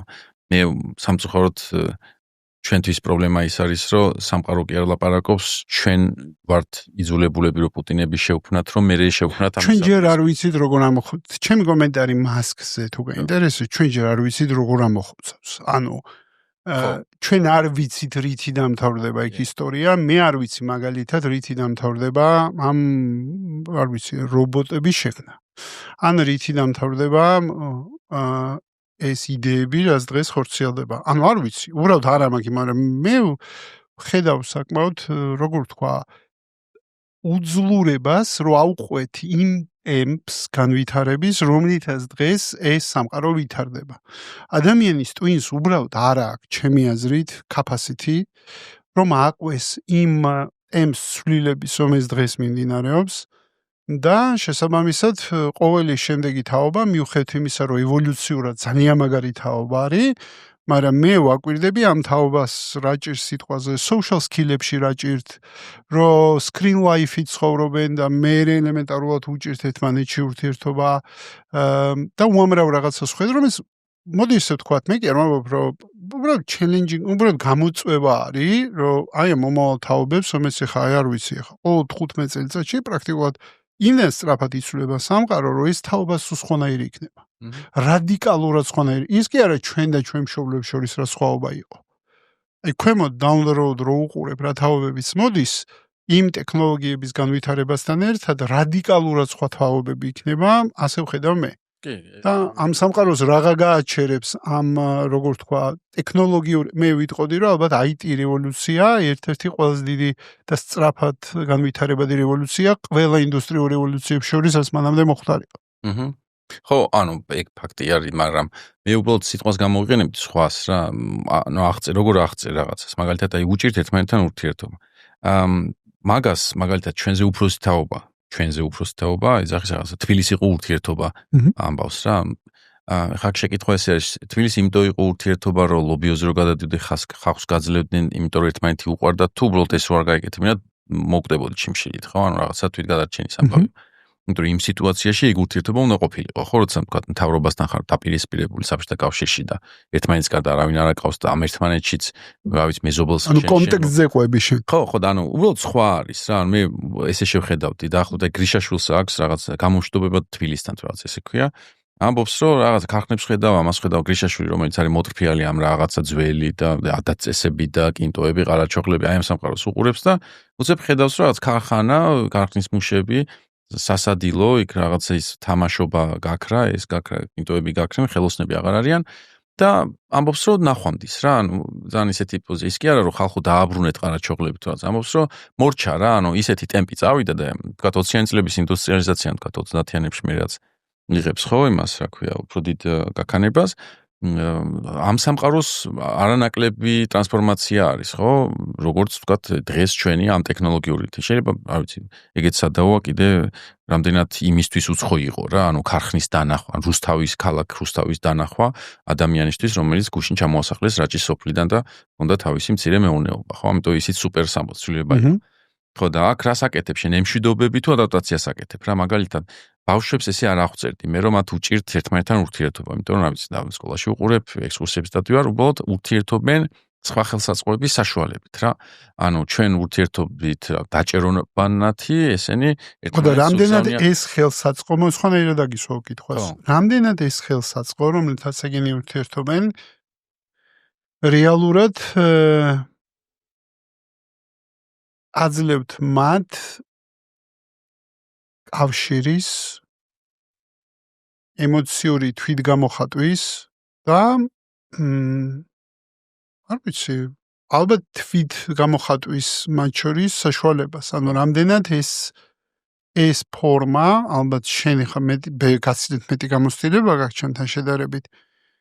მე მაგალითად მაგდონალდს აქ რო ჩავული, რომ ხედავ რომ მაგიდასთან ზის 4 ადამიანი და 4-ვე სკრინშია, რაღაცა თვალსაზრისით არანაირი ჯაჯმენტი არ მაქვს ამ ადამიანების, მაგრამ ნუ რაღაცა კუთხით აი მაგალითად აი კონტაქტი ჩემთვის მნიშვნელოვანია. სიტყვაზე გეუბნები რა, ანუ ჩემთვის მნიშვნელოვანია რომ ადამიანს უყურებდე თვალებში, იმიტომ თვალებში რომ გიყურებ მე ვხედავ შენ სულს.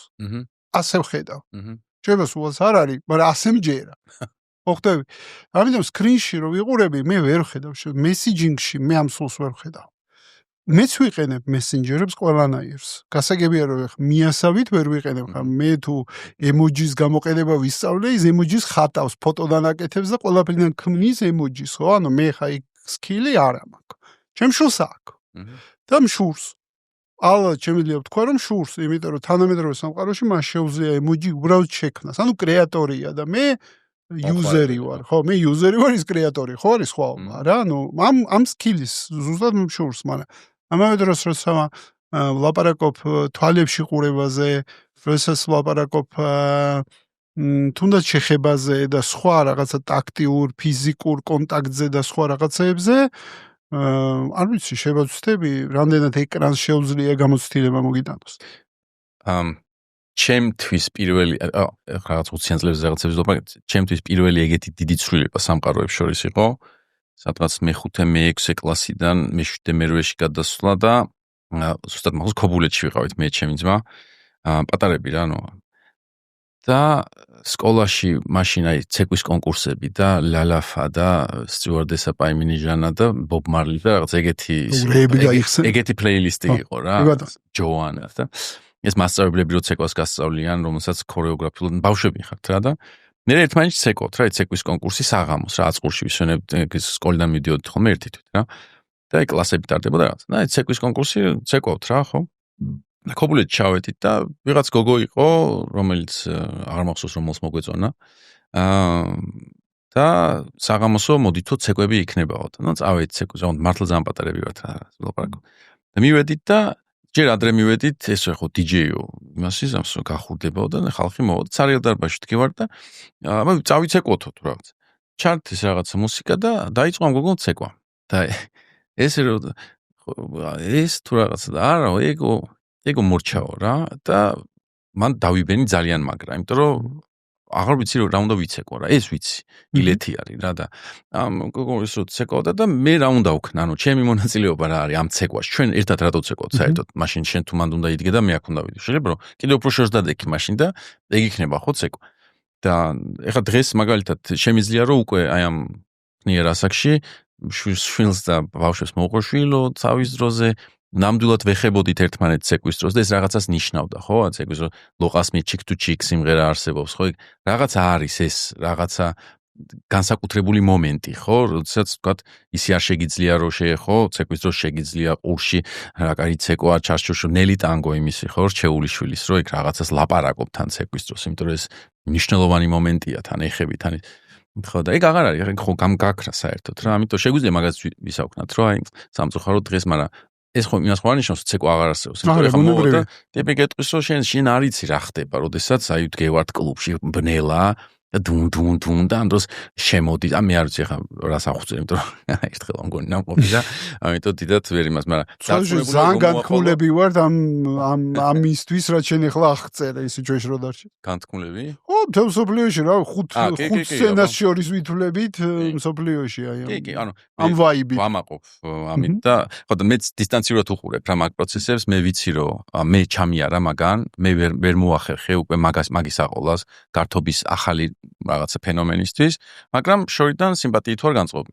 და ეგრე უყურებ ყველაფერს, საერთოდ რაც ესენი აკეთებენ ხოლმე, რა სკოლაში, არა სკოლაში, იმიტომ რომ ხვდები რომ ეს ცუდი და უარესი კი არ არის. აი, რაღაცებზე გადამაფიქრეს, მაგალითად, ეხა ჩემი პრობლემა კლასში, სკოლაში არის, რომ წიგნებს და ლიტერატურას, ხა ისტორიას ვასწავლე, პარალელები მჭირდება, მე რო ვთქვა, რომ აი გახსოვთ დარტანიან ამ რაღაც გაკეთდა და ლიტერატურა წიგნები ძალიან უფრო ცოტასაა წაკითხული და ნერვები მეშლე. მე დავიწყე ცოტა იმისავით საუბარი, რომ აი ჩვენ დროს მე ვიხსენებ ჩვენ დროს რა ხდებოდა ჩვენ დროს, ანუ მართლა ვკითხულობდით წიგნებს, ანუ რეალურია ის სამყარო, სადაც ჩვენ მართლა ვკითხულობდით წიგნებს. მე აღარ მჯერა მაგის რა, იმიტომ რომ რეალურად რო დავფიქრდეთ, არც ეგრე არ იყო რა, ანუ ჩვენ ზაფხულობით გვაძალებდნენ სკოლა ჩემ დროს მithumetes რა ვიცი ცოტა ხანი საერთოდ არ იყო, რამდენიმე წელი არ გვივლია, მე რაც ვიარეთ, რასაც გვაძალებდნენ, იმას ვსწავლობდით და ლიტერატურისთვის ცოტას ქონდა დრო გამოყოფილი. ჩემი დაკვირვებით დაახლოებით იგივე პროცენტულობით адам ბავშვები კითხულობენ დღეს ციგნებს, რა დროსაც კითხულობენ. ანუ მაშინ უბრალოდ მე უყურებდი ტელევიზორს და შუქი იყო და დღეს მაშინ რომ iPhone-ი მქონოდა დავსკროლავდი რა. ამიტომ დრამატულ ცვლილებას მაგალითად განათლების დონის ვარდნაში მან ვერ ვხედავ სიტყვაზე რა. ან ის რომ ვიღაცას ჩახუტება, მოფერება, შეხება, ან თქვა თვალებში ყურება. ანუ ისევ შეიძლება უბრალოდ უფრო მეტი ცნობა გაქვს ინფორმაციაზე, რა ხდება საერთოდ. აი ვიღაც დღეს გაჩნახე, იხვიავი და სადღაც რა და ეგ ინფორმაცია მე თავის დროზე არ მქონდა. ანუ ბევრად უფრო ცოტა ინფორმაცია მქონდა სამყაროზე და ერთმანეთზეც რა, ანუ არ ვიცოდი. რაც შეეხება თვითგამოხატვას, ალბათ ესეთი მან შეიძლება კანტის გადმოსახედიდან შეიძლება ცოტა გული დაგწყვეს, რომ სამყარომ შექმნა, ანუ ის რას ამბობდა კანტი, რომ საჯარო შენი აზრის გამოთქმა არის განათლება და განმანათლებლობის პიკი საერთოდ რა, მაგაზე მაგარი რაღაც არ არსებობს საერთოდ, როდესაც შენ ხდები სამყაროს თანამონაწილეო მინიმუმ აღწერით, ან ამ აღწერის დროს შეცვლით რა, ანუ ეგ უნდა გააკეთო რა. და უცებ ანუ წიგნზე ამბობდა ის, იმიტომ წიგნი იყო ეგ საშუალება და მე ბეჭდური შესაძლებლობები ყოველთვის ხელმისაწვდომი გახდა, დღეს ეს გახდა და შედიხარ TikTok-ზე და რავი, ტიპები ცეკვავენ რა 24 საათი არის გუში გავაკეთებ ისა TikTok-ი და აღარ შემიძლია ვერ ხვდები საერთოდ რა ხდება. აი და მე წელს ბავშვს რო უთხარი, რომ თქვა Facebook-ზე შევალ შენთან რაღაცას დავწერო და რა სად შეხვდა Facebook-ზე რა ჩანდება მინდო, არავინ არ შედის. თურმე ეგენი არ შედიან TikTok-ზე მე რო დავრეგისტრირდი, ეგ სამყაროს არავინ არ წერს Facebook-ზე განსხვავებით, მნიშვნელოვანი ჯერაფი რა შემხდრია და მიდის ცეკვა თამაში საჭმლის კეთება რა, ხო და ანუ აი ცოტა ზღვის წყენა მაქვს, რომ სამყარო მოგცა შესაძლებლობა, რომ რაღაცა დააკვირდე, აღწერო, თქვა და ის იყოს მნიშვნელობის მატარებელი და შენ იმაში, ოღონდ ისევ ამბობ, პენსიონერული წყენა მაქვს რა, მაგრამ ხვდები, რომ სადღაც რაღაცა ეგ ძალიან მნიშვნელოვანი რაღაცა არის მისთვის რა, თუ ესე გამოხატავს თავით ცეკვით თავის თავს, გამოხატოს რა, მე არ მაქვს პრობლემა რა. უბრალოდ საით მიდის ეს ყველაფერი არის ის, მაგრამ საით მიდიოდა 20 წლის წინ, 30 წლის წინ საით მიდიოდა, ეგ არ ვიცით ისედაც. ხო და ან დრამატულად არ შევხედავდი ამას, რომ რაღაცა ისეთი კატასტროფული ხდება რა, კიდე AI რა. ანუ ჩვენ შეიძლება ჩაგვიაროს გვერდზე, როგორც თქვა ჩვენი მშობლების თაობის დიდ ნაწილს ჩაუარა, თქვა კომპიუტერულმა ტექნოლოგიებმა, ხო? ანუ დღეს ცხოვრობს ძალიან ბევრი ადამიანი ისე, რომ საერთოდ არ აქვს შეხება, ხო, იმ სიკეთეებთან სიტყვაზე ესე თქვა, რომელიც მოიტანა ტექნოლოგიურმა კომპიუტერების განვითარება. ისევე ვიცხოვრებთ ჩვენ ახლა ის რომ თქვა ჩვენი უმცროსი თაობა უკვე კოდს წერს ჩვეულებრივად და ჩვენ ChatGPT-ს ჯერ კიდევ იმაშევით, როგორ ხარ რა, ეს არის ჩვენი ურთიერთობა ძირითადად, ბუნებრივი რაღაც მგონია. ამიტომ რაღაცნაირად ესე უყურებ, რომ სამყაროში ყოველთვის ერთ და იგივე რაოდენობა ხალხი არის, პროპორციით ფილოსოფოსები, ეკონომისტები, სულელები, ჭკვიანები, ინტელექტუალები, არაინტელექტუალები, უბრალოდ აქ აი ამ წერტილში რო ხარ, თანამედროვეობის წერტილში რო ხარ, იქიდან სულ დრამატულად განიცდი იმ მომენტს, რომელშიც ახლა იმყოფები. აი Midnight in Paris რო არის რა, აი ეგ სევდა არის ხო მთლიანად, რომ რაღაცა ფიქრობ, რომ 20-იანი წლების პარიზი იყო ყველაზე მაგარი და ჩადეხარ 20-იანი წლებში და იქ გეუნებიან, რომ თქვენ აზია რა ხარ ხდებოდა, აი ლონდონში არის 100 წლის წინ მაგარი დინებები იყო და ნეტა იქ ჩამაგდო და ესე ჩაყვები ნიანდერტალებამდე რა მნიშვნელობა არ აქვს ხო და ამიტომ რაც ხდება ყველაფერი არის კაი, ვიღაცები გავნადგურდებით, ვიღაცები წინ წავიწევთ. შენ რაღაცნაირად ახსენე, ვერ ვიხსენებ სიტყვას, სამყარო, რაღაცნაირი სამყარო, სადაც შულს სჭირდება საყრდენის შექმნაო, აი როგორც მე მახსოვს, ოღონდ სიტყვა რომელი გამოიყენეს სამყაროს ასახწერად აღარ მახსოვს. ხო, რაღაცნაირი ცვალებადი, არ ვიცი როგორ თქვი, რაღაცნაირი სამყარო. ეხაც რო აღწერ, აი ტექნიკურად როგორ საერთოდ მოდი აი დავსვაკითხო, საერთოდ გვაქვს შანსი ვინმეს რომ ვიყოთ რავი. კარგი მამები, ან კარგი შვილები, ან კარგი რა ვიცი რაღაცეები, ანუ გვაქვს შანსი რომ ამას მივახციოთ საერთოდ და რამდენად ეს საერთოდ ჩდება ადამიანის სვალებად ბუნებასთან, სიცოცხლესთან, რომ ხან სევდიანი ხარ, ხან ღიმილიანი ხარ, ხან ასეთი ხარ, ხან ესეთი ხარ, რამდენად შესაძლებელია საერთოდ აი მაგ ნებისმიერ როლს მოვერგეთ. კი არა ჩავაცივდი მაინდა-მაინც კარგი მამის, მაგრამ მე მაქვს მაგის პასუხი. ოჯახური ცხოვრება არ არის მარტივი ამბავი. იმას არ გავს, რასაც ქორწილებში გვეუბნებიან ხოლმე, რომ ეხლა იწყება ყველაზე კარგი პლატმასზე. და ამ ჩემი თავგადასავლის დროს ოჯახური ცხოვრების რაღაც მომენტში ჩემს მეუღლეს ვკითხე, რომ მეთქი რატო გიყვარ მეთქი? ძალიან ხრიკი შეკითხვა არის, ან სემში იმის მოსმენა მინდა რომ მიყვარხარ და აი რატო გიყვარვა რაღაცა რა არის ეს და ეს სადღაც მარცხნივ გახედა და საერთო ჯამშიო ცუდი ადამიანი არ ახარო რა. თლათ ის არ არის რის მომენტში ყველაზე მეტად მითოდა, მაგრამ ხვდები რომ ყველაზე კარგი აღწერა არის აი მაგ შეკითხვაზე პასუხის რა, იმიტომ რომ არის რაღაცა საერთო ჯამი. შვილობის, მშობლობის, ნებისმიერი როლის, მასწავლებლობის, ანუ როგორც მასწავლებელს იმდენი შეცდომა მაქვს დაშვებული ყოველ სემესტრში, რომ იქ ვიღაცას არ მივაქციეს სათანადო ყურადღება, იქ რაღაცა ვერ მოასწარი თავის დროზე. მაგრამ overall რა, ანუ რავი, ცუდი მასწავლებელი არა ვარ რა, ხო? ანუ რაღაცის მიხედვით ჯერ კიდევ მაქვს სამსახური, ხო? ხო და აი ეს overall რა კალკულაცია არის, სუბიექტური ამბავი არის რა. და ისევ ამბობ რა, რაღაც ინფორმაციები მარტო ჩვენ ვიცით, ანუ მე და ჩემო მშობლებმა ვიცით, ჩვენ შორის მე როგორი შვილი ვარ და როგორი მშობლები არიან ისინი, რაღაცა შორიდან ჩანს. რაღაცა შეიძლება უცებ გაბაზრდეს და აღმოჩნდეს, რომ მე ისეთი კარგი შვილი არ აღმოჩნდი, ან ისინი კარგი მშობლები არ აღმოჩნდი. ეგეთი ამი არ გაბაზრდება, მაგრამ ისევ ამბობ, ხო?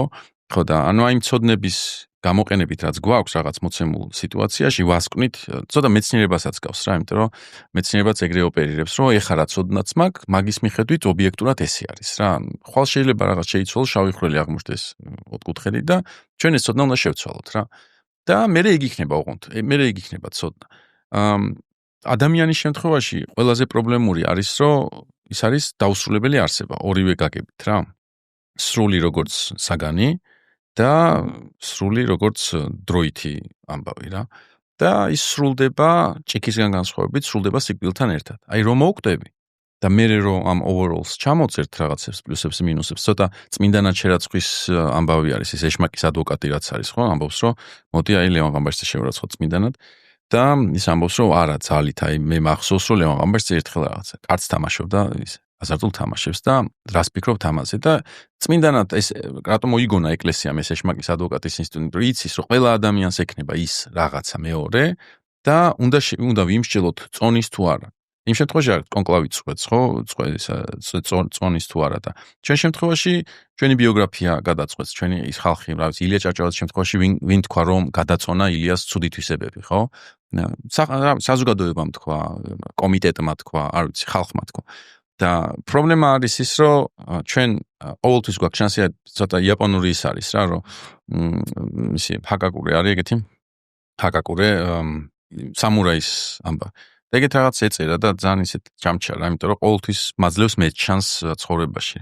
არის რომ შეიძლება ადამიანმა მხდალად იცხოვროს, ან როგორც მხდალმა ეგ ახსენე ხო, რომ მხდალი იყოს და ბოლო მომენტში აი ვიცი, ამოიღოს ხმალი და შევარდეს და რაღაც სიგიჟე ჩაიდინოს და ისე მახსოვრებათ როგორც ვაჟკაცი კაცი. და შეიძლება ადამიანმა ვაჟკაცურად იცხოვროს და ბოლო მომენტში გაიქცეს და მან დამთავრდება მის მთელი ბიოგრაფია. არავინ აღარ დაწერს წიგნს მასზე. სულ 30 ბრძოლა მოგებული კონდეს და ის ჰაკაკური აჯამებს, რომ ბოლოს აქვს მნიშვნელობა რა. და პრინციპში რომ დაფიქრდე, რა ვიცი, კინო, მაგარი ფილმი, ცუდი ფინალით გამოდიხარ, რას უყურე.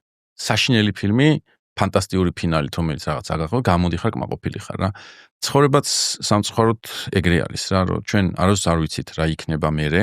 შანს მაძლევს თქვა რატომ ამბობ, იმიტომ რომ მე ბევრჯერ ჩავფეილებულ ვარ რაღაცეების გამო, რაღაცა ყოფით სიტუაციებში, ურთიერთობებში, მაგრამ სულ ვიცი რომ ეს არ ნიშნავს რომ მე ვარ სულ ესეთი. ანუ მე ყოველთვის ვეძებ რომ ის ფინალური აკორდი. თუმცა ვინს აქვს ჩემი აზრით ლევან გენერალიზაციის მიდრეკილება ადამიანი ერთხელ სიკეთეს როგორ ვიკეთებს ვამბობთ რომ ეს კეთილი ადამიანია როდესაც გვატკენს ვამბობთ რომ რავი ბოროტია ეს რაღაცა ერთი კონკრეტული აქტით ჩვენ მერე გენერალიზებულად შეიძლება დავარქვათ რაღაცა იარლიკი დავკიდოთ მოვლენას ან ადამიანს და ვთქვათ რომ რავი ეს ადამიანი არ არის სანდო მაგალითად ერთხელ რაღაცაში წამაღალა და რაღაცა გადაუცდა ფეხი და მე რა გამოვიტანა დასკვნა რომ რავი არაა სანდო ეს ადამიანი და მორჩა. ხო, ეგ შეიძლება ეგრე მოხდეს, ან ბოლოს რო შევხვდი ეს გააკეთა რა. მაგრამ ნუ ისევ მასე მიდივართ ვაძლევ თუ არა შანს რომ მეორჯერ გააკეთოს და აქ ჩემთვის სამყაროს აღწერები არის რა. არ ვიცი სად მოგივით ვარ. რაღაც ანდაზა არის თუ რაღაც იგავარაკი რომ კაცი მიდის ცხენიდან ჩამოვა. კი და დაინახოს რომ კაცი გდია რა. დაჭრილი თუ ეს ჩამოვაცხენი და ის შეახდება ამის დღეს გაიქცევა. ეს უყვირის რომ ნუ მოყვებიო რა ქალაქში რომ შეხვალო რა გააკეთეო და რატო გცხვენიაო რომ დაგაყაჩაღიო და არა არ მინდაო რომ სხვამ რო დაინახოს დაჭრილიო ეს არ გააკეთოს იგივეო რა. ანუ ჩვენ ამ სამყაროში მოძრაობთ ამ ჩვენი ამბებით და ვუფრთხილდებით ამ ამბებს რა. მე შეიძლება ბევრჯერ მაქვს რაღაცა ღალატი გადატანილი სიტყვაზე რა. მაგრამ ჩემთვის ყოველთვის დილემა არის ნიშნავს თუ არა ეს რომ შენ მორიგჯერზე არ ვენდო ვიღაცას. და ყველაზე მეტად აი ამ თქვათ იმედგაცრუებებზე როცა ვსაუბრობთ ხოლმე ან თქვათ ნდობაზე როცა ვსაუბრობთ ხოლმე ჩემთვის დილემა ის არის ამ ადამიანს ვენდობი თუ არა მეორეჯერ. ჩემთვის დილემა არის სხვას არ შემიშალოს ამან ხელი რომ სხვას აღარ ვენდო რა. და რაღაცნაირად შეიძლება ჩემებურად ვუვლი იმ ტრამვებს რაც გადამხდა ამ უნდობლობის გამო. ხო მაგალითად ერთხელ მანქანა დამარტყა და მოვიკითხო ქრისტინე და ბატონი სახელი დამოწ. კაც მოვიდა ბათუმში დაგვეჯახა და კაც მოვიდა თქვა რომ თქვენო ეხა ისეთი ბიჭები ჩანხართო რომ რაზეა საუბარი ჩათვალე რომ ახალ მანქანას გიყიდიო რა. რა მეთქი ხელი ჩამოვართი რა კაც. ჩამოვედი თბილისში ურეკავ რომ მეთქი ეს შევაფასებინე და რომელი ხარ კათიშა თუ რაღაც. მე წერ და იქიდან მოწერა რაღაც 400 ლარი იყო თუ რაღაც რა. 400 თუ ახალ მანქანას ვიყიდი აღარ დარეკო აქ რა ერთმაც მეორემაც რა. ხო და მე ნუ ანუ გადაგდებულად ვგრძნობ თავს ძალიან ცუდად ხა ფიქრობ რა არ შეიძლება გავაკეთო ხო ანუ არის რაღაცა გზები სიტყვაზე მე რა გზებს ვფლობ ხა მაგრამ ნუ რაღაც ხო და მე ფიქრობდი ახლა მირინკასთან ჩემ შულსთან თქვა ცოლთან როცა მქონდა საუბარი რომ რა შვებით რა ხო всё დავზარალდით გადაგვაგდეს და რა არის მან საწყენი რა რომ ფულში დავზიანდით თუ უბრალოდ ადამიანს ხელი ანუ ჩემთვის იყო სამყარო შეიცვალა რა თითქოს იმიტომ რომ ნამდვილად არ მეგონა რომ შეიძლება თვალებს შემოხედოს ხელი ჩამოგართოს და მე უბრალოდ არ უპასხოს ტელეფონს რა ხო და მე ესეთი ჩემთვის კონცეფცია მოვიფიქრე რომ იგივე რომ დამემართოს მირჩევნია იგივე გადამხდეს ვიდრე არ ვენდო და დამატებითი პერკეტები შემოვიტანო თუმცა მესმის რომ რაღაც სახელმწიფო არსებობს მაგისთვის რომ რაღაც პატრული გამოიძახე მე ის გადაიყვანენ სადღაც მაგრამ რომელი სამყარო უფრო ლამაზი არის სინამდვილეში იქ სადაც ხელის ჩამორთმევას აქვს მნიშვნელობა თუ სადაც ხელის ჩამორთმევა უნდა გადააზღვიო ორი ადვოკატით სამი მითი წესით კანონით და ასე შემდეგ და მე ყოველთვის ეს ადამიანურ ურთიერთობებში ეგ მირჩევნია. ბევრჯერ მქონდა მაგალითად ამ ჩემი გახსნილობის გამო პრობლემა რა. ანუ შემიძლია რომ ორი დღის განმავლობაში ეხლა როგორც საუბრობთ, კიდე ეხლა ერთი კვირა რო ხა სადმე ვიყოთ, ზბორზე გუდაურში, რა ყველაფერს მოგიყვებოდ რა. და მე ისე აღმოჩნდება რომ ეს ტიპი მიდის და მე რაც მოვყევი მომენტში, როცა იქ უნდა მომეყოლა, იმიტომ რომ ესე ვიგრძენი, რა ვიცი, მოუყვა ვიღაცას და ყოველ ჯერზე როცა იგივე სიტუაციაში ვიყავი ხოლმე და ეხაც ეგრე ვარ, სულ ფიქრობ რომ რატო არ უნდა მოუყვე რა. ანუ თუ ეხლა გზნობ რომ უნდა მოუყვე რა და აი ეს რაღაცა რეზერვები რომ ხა ეს ვენდო არ ვენდო მაშინ ამბავს ვერ მოუყვები მაშინ მე ვიქნები სხვანაირი რა ხო და ამიტომაც ფიქრობ რომ ეს რაღაცა მიყოლა იმაზე რა ქვია flows-ზე ასე ვთქვა და გარისკვა ვეროთ პროგრამირებული არის ყოველთვის ვიდრე რაღაცნაირად დაბლოკო და არაკეთო ისაც გინდა რა ლევან ესეთ გითხვა მაქვს როგორ გამოგდის შენი საკუთარი თავისთვის შეხსენება შეიძლება ვეკითხები ინსტრუმენტებს ასაც იყენებენ ჩვენი სტუმრები რა ინსტრუმენტებს იყენებ რომ შეხსენო შენ თავს თუნდაც რისკიან გაქვს სწრაფვა არა ავი ეხა შეხსენება დიდად არ მჭირდება ხოლმე რა ხო და როგორ იმახსოვრებ მაშინ ავი იღვიძე პაკეტები ანუ დიდად რაღაცნაირი ერთი დრაივი არის ხოლმე რომელიც სულ აქვს რა და ვიქტორ ფრანკლს ქონდა და ძალიან დავეთანხმე მაგამ ბავშვი მე ცხოვრებას ესე უყურებ ზოგადად რომ ცხოვრება რაღაცა პრობლემა გადაჭრა რა და ეს ის კონცეფცია გამოვლილი აქვს კონცლაგერი და ჯოჯოხეთი და ამ დაკვირვებას აღწერს რომელიც ნუ ადამიანს ყველა ოჯახის წევრი დაიღუპა მან კი და მაგას რო ყვება და რო კითხულობს და ანუ როგორ მოკლედ რა ძალიან ისეთია რა და აი ამ ტრამვის მიუხედავად აი ამ ჯოჯოხეთში როგორც გაიარეს და რა დასკვნებიცაა გამოტანილი ნუ უძვირფასესი არის ჩემთვის რა იმიტომ რომ მაგ ჯოჯოხეთში არავინ არ უნდა მოხვედრილიყო არასდროს და რაღაცნაირად თითქოს აი შავხელში შევიდა და იქიდან რაღაც ინფორმაცია მოგვიტანეს რა და არ ვიცი მაგის არ დაფასება თუ არ წაკითხვა არ შეიძლება მაგრამ ერთ-ერთი აქვს რომ ანუ ადამიანმა ის კი უნდა თქვას რომ აი სამყარომ რა გააკეთა მისთვის რა პირიქით შეკითხვა უნდა ანუ რატო დამემართა მე ეს კი უნდა თქვა ანუ მე უნდა თქვა რომ მე რა შემიძლია გავაკეთო აი ამ სიტუაციაში რომ რაღაცა შევცვალო რა არის თუ არა რამე ხელმოსადენი და ერთ-ერთი არის ეგ რომ ადამიანის ცხოვრება პრინციპში არის აი ამ პრობლემის მოგვარების დაგეგმვა, განხორციელება და ასე შემდეგ. იმიტომ სამყარო სოციალური, ადამიანური არის ნაკლოვანი ყველა შემთხვევაში. ბუნებას არ აქვს ნაკლი რა და ჩვენ გვაქვს და აი როგორ უნდა გააკეთო ის? საიდან გვაქვს ეს ნაკლოვანება? აუ რა გიჟები ვართ რაღაცნაირი რა. ანუ რაღაცნაირად შევიქმენით წარმოდგენა სამყაროს შესახებ, რომელშიც ჩვენი ნაკლოვანება მოიაზრება და მე ვამბობთ რომ ჩვენც ნაკლოვანები ვართ სინამდვილეში რა და მე ვფიქრობ რომ აი მაგისკენ უნდა ვისწრაფოთ რომ დაუბრუნდეთ იმ მდგომარეობას, რომელიც იქამდე გაჩნდა სანამ ჩვენ ჩავთვალეთ რომ განსხვავდებით ბუნებისაგან რა. ოღონდ იმას ვეღარ ვიზამთ რომ გავიხადეთ და ცხოველებთან ერთად ვირბინოთ, მაგრამ ვიზამთ იმას რომ მინიმუმ რაღაცნაირი კანონზომიერებები ავიღოთ ბუნებისაგან, რომელიც იქ მუშაობს და აქაც უნდა შეიძლება რომ მუშაობდეს რა. მაგალითად რაც არავნო სიტყვაზე იმაზე მეტი ბუნებას ვიდრე ეს ხო უკვე დღეს არის ჩვენი კონცეფციის ცხოვრების ნაწილი რა. ამიტომ აქეთ მივდივართ. და ზუსტად ეგ გონია რომ კაცობრიობა და ჩემი როლიც რა როგორც მოქალაქის არის რომ სამყარო სოციალური, სახელმწიფოებრივი, პოლიტიკური რაღაცა დავხვეწოთ იმ მიმართულებით, სადაც რა ვიცი, კარგად ვიცხოვრებთ რა უბრალოდ რა. ანუ დრო ხვდები რომ ესე ცხოვრება ჩემთვისაც და ბევრი ადამიანისთვისაც ზიანის მომტანია და რა ვიცი, უნდა იპოვო როლი რომ გააუმჯობესო შენი და სხვის ცხოვრება რა. და მაგას შეხსენება არ ჭირდება მაგდო ვიძახი, ანუ ყოველდღე ვიღწევ სულ რაღაცა არის ხოლმე. ხა ვიღაც შემთხვევაში სამყარო ბევრად პატარა არის. მაგალითად ზრუნავს იმაზე რომ რაღაცა ოთახი იყოს სულ ყოველთვის წესრიგში სიტყვაზე რა და ვიღაცა ზრუნავს რომ ყოველთვის აი ეს ჩვენს იმაზე ჩინოვნიკებს დაკვირვება არის ხოლმე. საიდან აქვს ამდენი დრო რომ იზრუნონ რომ ყოველთვის კარგად გამოიყურებოდნენ აი საათი ყველაფერი რო წესრიგში აქვს სად მოახერხეს ადამიანი აი ესეთ ქვეყანაში დრო არ უნდა კონდეს რომ რა ვიცი მე შხაპი გადაივლო ხო იმიტომ რა ხდება ხო საერთოდ და მაინც რო ახერხებენ იმიტომ რომ მაგაზე ზრუნავენ რა ეგ არის პრობლემა რომელიც უნდა მოგვარდეს რომ აი რაღაცა ხო და არადა სამყაროში ბევრად უფრო საინტერესო პრობლემები არის მოსაგვარებელი და ეს გზნობა თუ ვინმეს ქონია როდესმე რაღაც იყო და ხა არის უკეთესი და მე ჩემი როლი იყო აქა ძალიან მაგრა ასწორებს და რა ვიცი ეგ სიამონება არ არის. ფრანკლით ყველა არ ახსენე შენთვის შეიძლება გადავაზუსტო რომ სწრაფვა მაინც რაღაცნაირად კავშირში არის საზრისებთან? როგორ? რომ სწრაფვა არის კავშირში საზრისთან. ანუ რომ საზრისები არის რაც ქმნის სწრაფვას. რაღაც საზრისისკენ მაინც ვიქტორ ფრანკლი ხო ხო. ლოგოთერაპიის ფუძემდებელია და საზრისების თეორია, ალბათ მამა არის, ესე ვიტყოდი საზრისის და.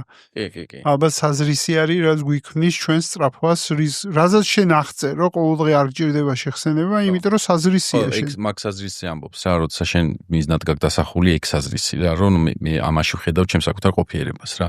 რა ამის კეთებაში რა. მისია მაქვს რა რაღაცნაირი რა, ხო და. მისია თუ დაისახე, მე აღარ იმაშები რა. აი ხა ჩვენ რა ვიცი პროტესტს რო გადახედო რა ადამიანების დიდი რაღაც ჯგუფისთვის საზრისი გახდა რატო აღარ უნდა აღარ სვავს შეკითხვას რა უნდა ვაკეთო დღეს საღამოს რა იმიტომ რომ ცხოვრების საზრისი გახდა ამ ეტაპზე ის რომ ჩვენ რაღაც აი ამ კონკრეტულ დროში და სივრცეში ვიდგეთ იმ ადგილას სადაც უნდა ვიდგეთ ეგ საზრისი ბევრისთვის გაუგებარი არის იმიტომ რომ ზუსტად მანდ ვართ რა რომ სხვადასხვა საზრისები გვაქვს რა სხვადასხვა უყურებთ პრობლემის მოგვარების მას ხო გზას რაც ამბობს რომ რაღაცა ვერაფერს ვერ იზამთ დგომით სიტყვაზე. ეს ჩემი საზრისი ესეთი არის ახლა ამ სიტუაციაში რა და დაახლოებით ეგრევე შეგიძლია შენი საკუთარი ცხოვრების დიდი პროექცირება რო წარმოიდგინო რა თქვა არა მხოლოდ რაღაცა უახლესი 3-4 თვერას ვაკეთებ ამ პრობლემის მოგვარების მე რას ვიზამ არამედ ყოველდღიურად მაგალითად რა ვიცი მე ჩემი თავი როგორ მესმის როგორც მასწავლებელს რა. ანუ მიჭირს ხოლმე დილით გაღვიძება ხანდახან მაგრამ ეხლა რო გადავხედო ძალიან იშვიათი არის ხოლმე დღე, როდესაც სკოლაში წასვლა არ მინდა რა მაგალითად რა. ხო და ამას ხოლმე იმას არ უკეთებ ჩემ თავს, რომ აბა დღეს რა უნდა გავადღეს, უნდა ვიყო მასწავლებელი, უბრალოდ ვიღვიძებ და ვიცი რომ აბა წავიდა რა რაღაცა. ვიცი რომ იქ ბავშვები დამხვდებიან უძინარები თვითონ და უნდა გამოვაფხიზლო პირველი 20 წუთი აბა რაღაცაზე ელაპარაკო ის 10 ან 15. ხო და ის არის სახალისო არის ჩემთვის რა. ხო და სხვადასხვა ძალიან გამიჭირდა ამ როლის ჩემს საზრისად არ გამიჭირდა, უბრალოდ არ მეგონა რომ მასწავლებელი გავხდებოდი რა. სწავლება რომ დავიწყე. იმიტომ რომ რაღაცა საქართველოში ხო პროფესიები უცნაურად არის, სადაც გწ გადადიხარ, გადმოდიხარ და ამიტომ სულ ისე ვიყავი რა, ხან ეს გავაკეთე, არაფერი სტაბილ ფილოსოფოს მithumedes ხა პროფესია რა არის. და რაღაცნაირად ის კი არა რომ ვერ ვიპოვი იმ პროფესიებში ან იმ საქმიანობაში ჩემი თავი, უბრალოდ სულ მეგონა რასაც ვაკეთებ დროებით რა. და ის მასწავლებლობა რო დავიწყე, პირველი წელი, მეორე წელი, მესამე წელი, 10 წელი გავიდა უკვე და სადღაც 2-3 წლის წინ თქვი, რომ მე ვარ მასწავლებელი რა, ანუ უკვე მოვიდა ეს ხო, რაღაცა ეგ განცდა მქონდა, რომ ეგ არის რა, ანუ როგორც ჩანს მასწავლებელი ყოფილა რაღაც ესთია. ანუ აქედან მე აღარ წავალ ისა მაგ შეგრძნება მაქვს ახლა ამ ეტაპზე. ოღონდ ისო შეიძლება მაგანმაც მოიტანა ის, რომ საზრისი დაფუძნა რა, ჩემთვის. მე საერთოდ მგონია, რომ რამოდენიმე მასწავლებლის ძალიან მადლიერი ვარ ცხოვრებაში. რამოდენიმე მასწავლებელმა მომცა დიდი კონტრიბუცია გააკეთა იმაში, რაც ვარ მე დღეს. შესაძლოა რაღაცა მასწავლებლებმა რაღაცა ნიჭების აღმოჩენაში, ესე ვიტყოდი, ანუ და მასწავლებელი რომელიც მაქსიმალურად გვერდში გიდგას და გეხმარება რა შენ რესურსს დაუკავშირდი შენ თავში და აი ესეთ მასწავლებლებსაც გულისხმობ და ერთი მასწავლებელი რომელმაც პირველი 4-იანი და ჩემ დროს ესეთი ნიშნები იწერებოდა და პირველი 4-იანი დამიწერა და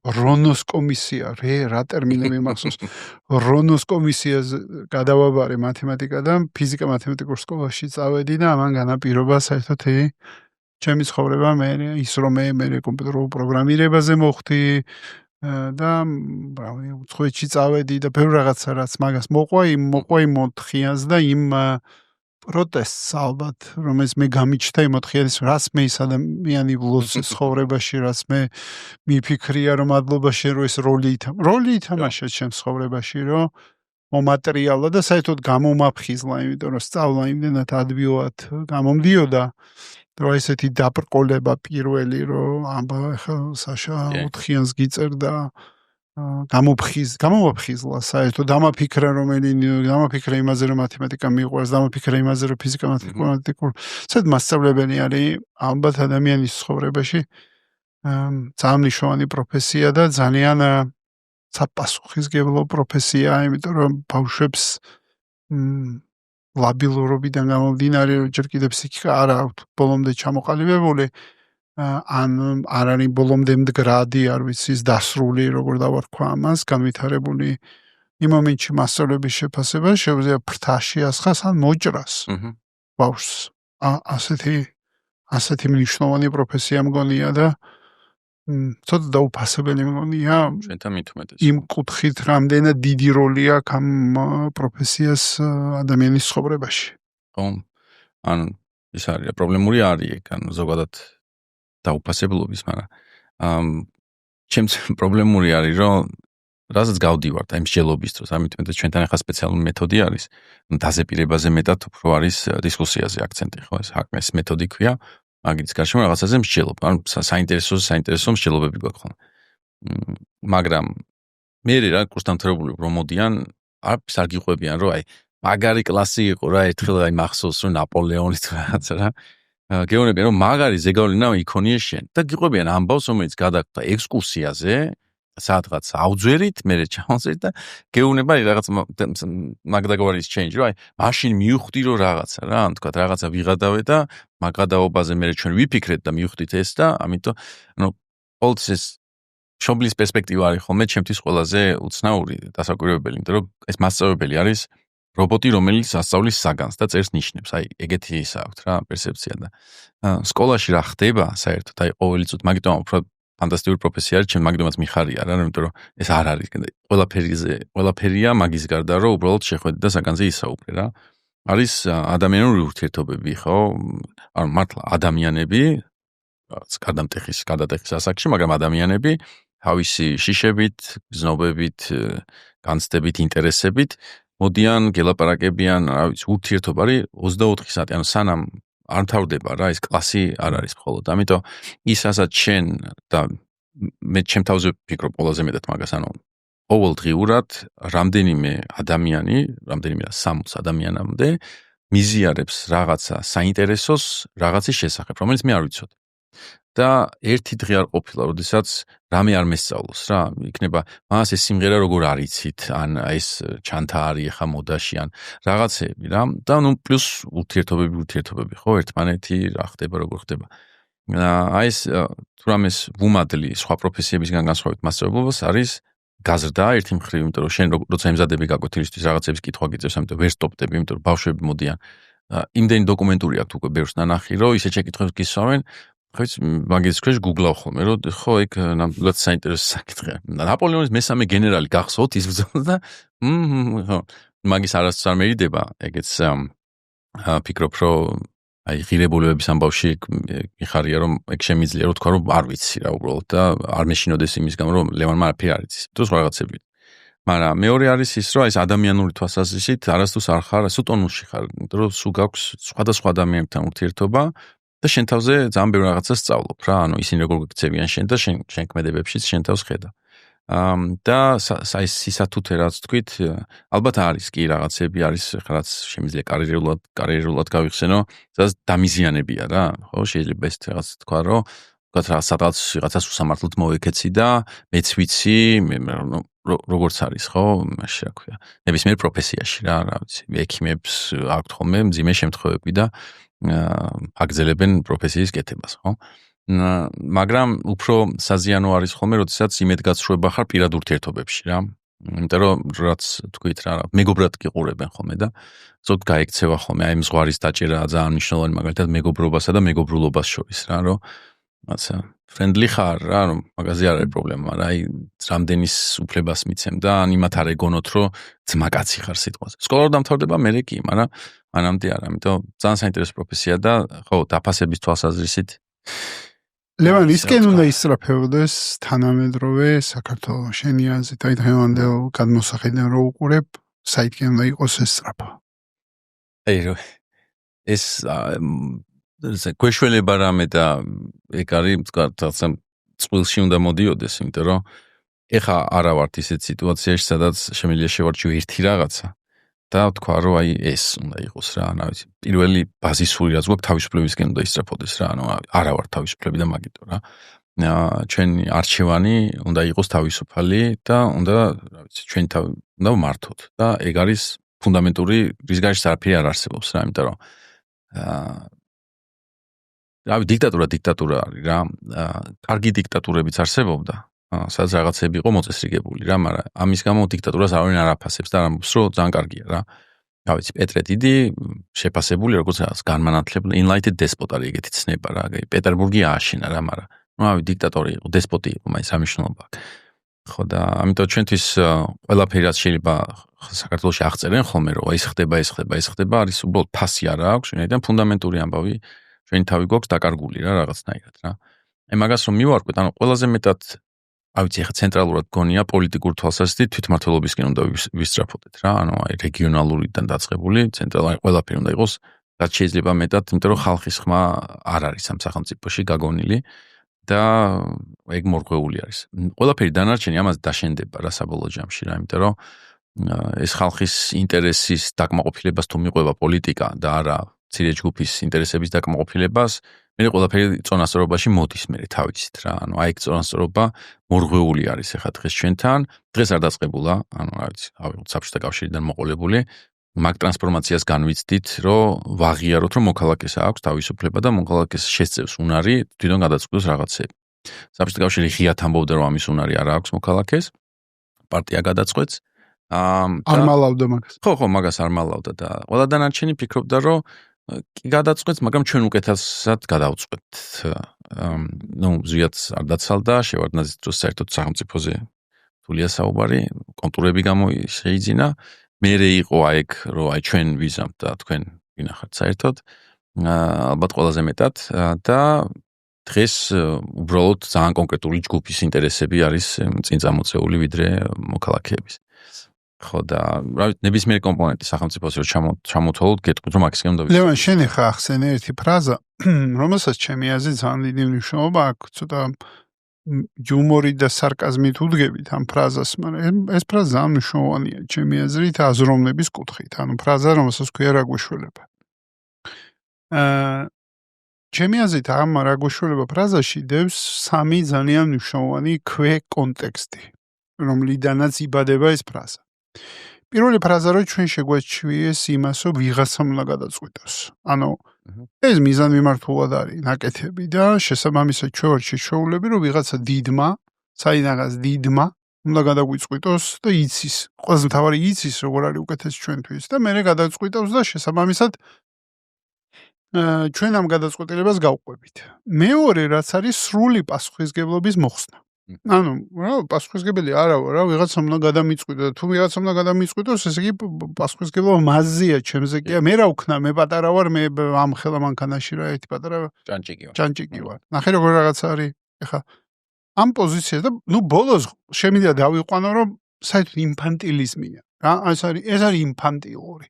როდესაც შენ ხარ 5, 6, 7, 8 წლის, მაშინ ოკეი არის, ეს არის განვითარების ეტაპი, როდესაც შენ მშობლებს უყურებ ესე რა ღმერთებივი და ელოდები რომ იმათმა უნდა გადაგიწყვიტონ და როდესაც უკვე რაღაცნაირად ამბობ რომ რა გვეშველება რომელშიც ავტომატურად პასიური მოქმედებაა ხო ანუ საშველი ვარ მეორე ვიღაცამ უნდა მიშველოს ანუ მე მგონია რომ ამ ფრაზას რომელსაც ესე ხშირად მესმის ეს ფრაზა იმიტომ რომ ხშირად ჩდება ეგ ფრაზა და რაღაცნაირი კონტექსტის ნაწილია დღეს თუ რა ბევრჯერ გამიგია გვეშველება რა მე აი ესე გამიგია უფრო ანუ აი ხო ხდები ცოტა სარკაზმ იუმორ ნარევი ტექსტით რა და რა ვიცი მე მგონია რომ აი ეს სანამ ჩვენ ამ ინფანტილიზმიდან არ გამოვად მე მგონია ინფანტილიზმის შემდეგი ეტაპი არის თინეიჯერობა სავარაუდოდ მაგ ბუნტისკენ მივდივართ ეხა ყველანაირად ჩანს რომ ჩვენ ფსიქოლოგიური განვითარებით როგორც ერი ავტორიტეტის მიმართ რა მნიშვნელობა ავტორიტეტი ვინ იქნება რაც უფრო მძიმე ავტორიტეტია მით უფრო მეტი ბუნტი გაჩნდება საბოლოო ჯამში აქამდე მივალთ რა იმიტომ რომ ერს რო გამოიზარდოს ჭირდება ინფანტილიზმიდან გადავიდეს თინეიჯერობაში ანუ ჭირდება რომ ერთხელ და სამუდამოდ დაუდგეს როგორ ხდება თინეიჯერები ყველაზე კარგად გადიან ამ პროცესს ხო ანუ აჩელენჯებენ თავისი მშობლის ავტორიტეტს და მე ამითი ამყარებენ საკუთარ შინაგან ავტორიტეტს და მე იწყებენ თანაფარდობის ძიებას ბალანს შინაგან ავტორიტეტს და გარეგან ავტორიტეტს შორის და როდესაც ინფანტილური ხარ მთლიანად დამოკიდებული ხარ გარე ავტორიტეტს რა მნიშვნელობა აქვს რა შეგიქმნი გარე ავტორიტეტი რა იქნება ანუ რაც არ უნდა იყოს ეს გარე ავტორიტეტი თუ შენ შიდა ავტორიტეტი არა გაქვს და ეს შიდა ავტორიტეტზე ბრძოლა შეიძლება ცოტა რაღაცა ნარატივში შევდიო რომელიც კონკრეტულ ნარატივს გულისხმობ მაგრამ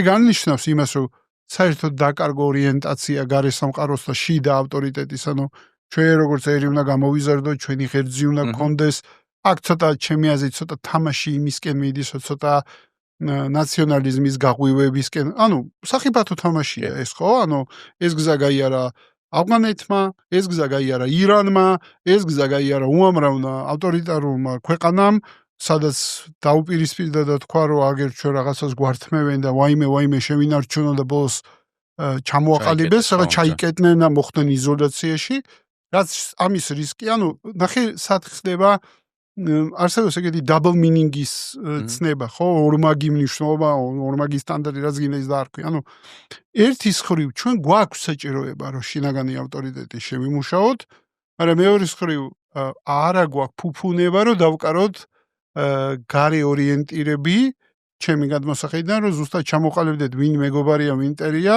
ვის ფასეულობებს ვიზიარებ და ვის ფასეულობებს არ ვიზიარებ. და შესაბამისად, როდესაც ინფანტილური ხარ ძალიან ადვილია, რომ მოგახვიონ, ეგეც შეხედა.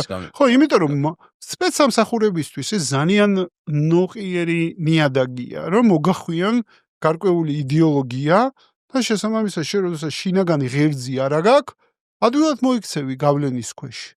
ანუ რეალურად, ტექნიკურად რო შევხედოთ, მიუხედავად იმისა, რომ ჩვენ სულ რაღაცა ხა 30 წელი, 70 წელი ვიყავით საბჭოთა კავშირში brain wash-ის ქვეშ და ჩვენ მარტო არ ვიყავით, სხვებიც იყვნენ ჩვენთან ერთად, მაგრამ ნუ ეხა ჩვენი კონტექსტი გვაქვს, მოდი ესე ვთქვათ.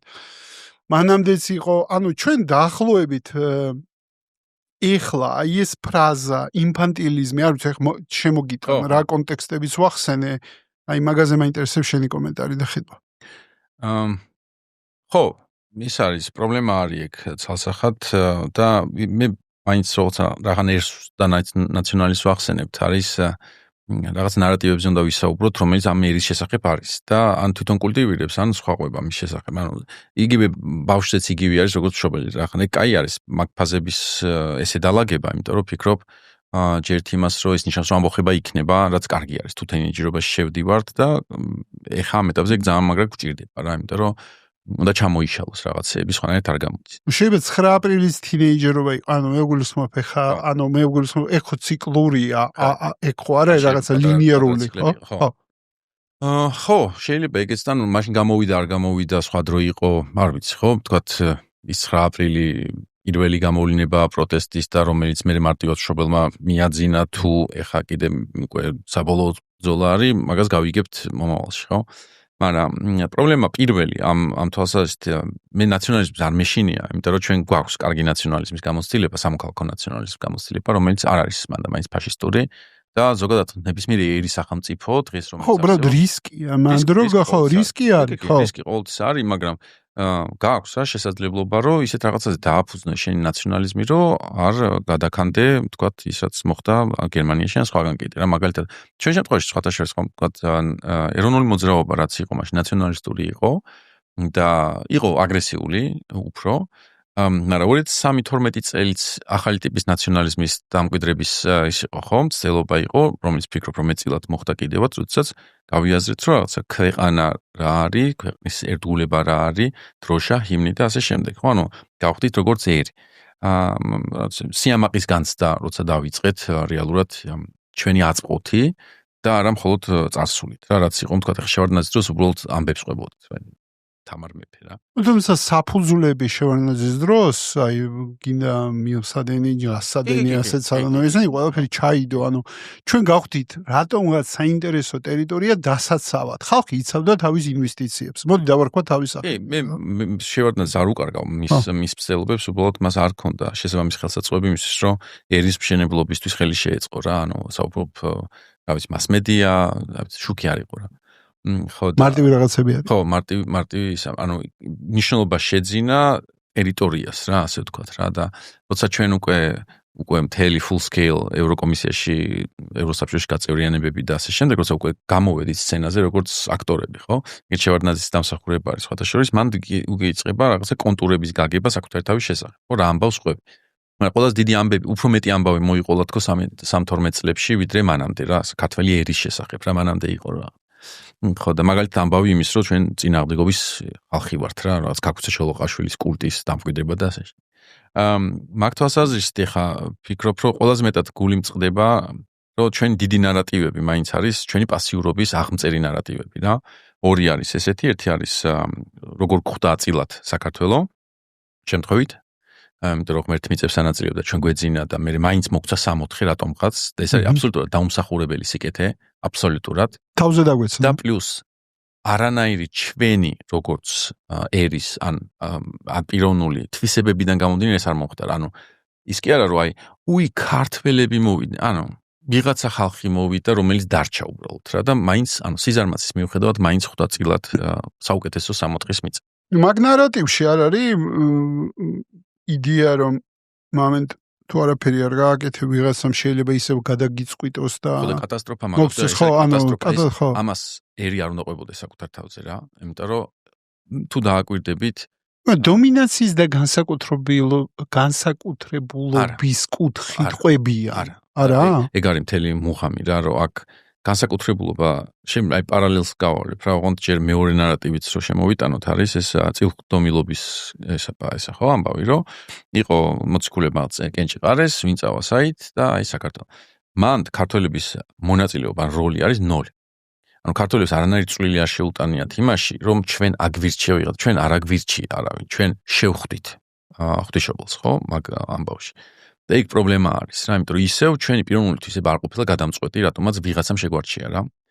ორივე ამბავი ამბობს, რომ შენ მიიღებ ყველაფერს, ანუ საუკეთესოს 64-ის და ღვთისმშობელზე დიდი, ხო, ქრისტიანობაში არ არის არავინ, იმის და მიუხედავად რომ არაფერს არ გააკეთებ ამისთვის რა. და თუ კარგად დააკვირდებით, ეს ორი ნარატივი ერთმანეთს ებრძვის. ერთი არის ეს რაღაც ქმედითი, ბობოქარი ნარატივი თერგსა და იმის ის არის ყინვარის ამბავი, ხო? ეს ილია მაგას ხედავს რა, თერგდალეულები არ არიან ეგ ხალხი, რომელიც წევს და იღებს, ან უბრალოდ არის და რაღაც იღებს. ამბობს, რომ არა, უნდა ვიმოძრაოთ.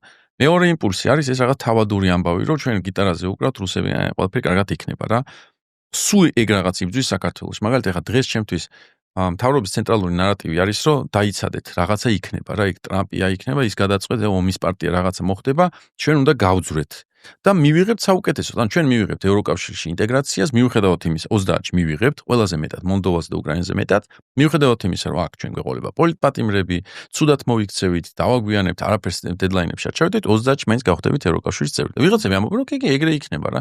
იმიტომ რომ თუ ტვინში შენ დალექილი გაქვს, რომ პრინციპში მთელი საქართველოს ისტორია ეგ არის და თუ კარგად დააკვირდებით, ეგ მეორე იმპულსის ხალხი ყვება ყველა დანარჩენ ქმედით ხალხზე იმას, რომ თავის მოხდა ყველაფერი. მაგალითად, ტიპები ამბობენ, რომ 9 აპრილს ხალხი იდგა ქუჩაში და ამბობდნენ, ჩვენ უნდა შევცვალოთ სამყარო. თავისით არაფერი არ მოხდება.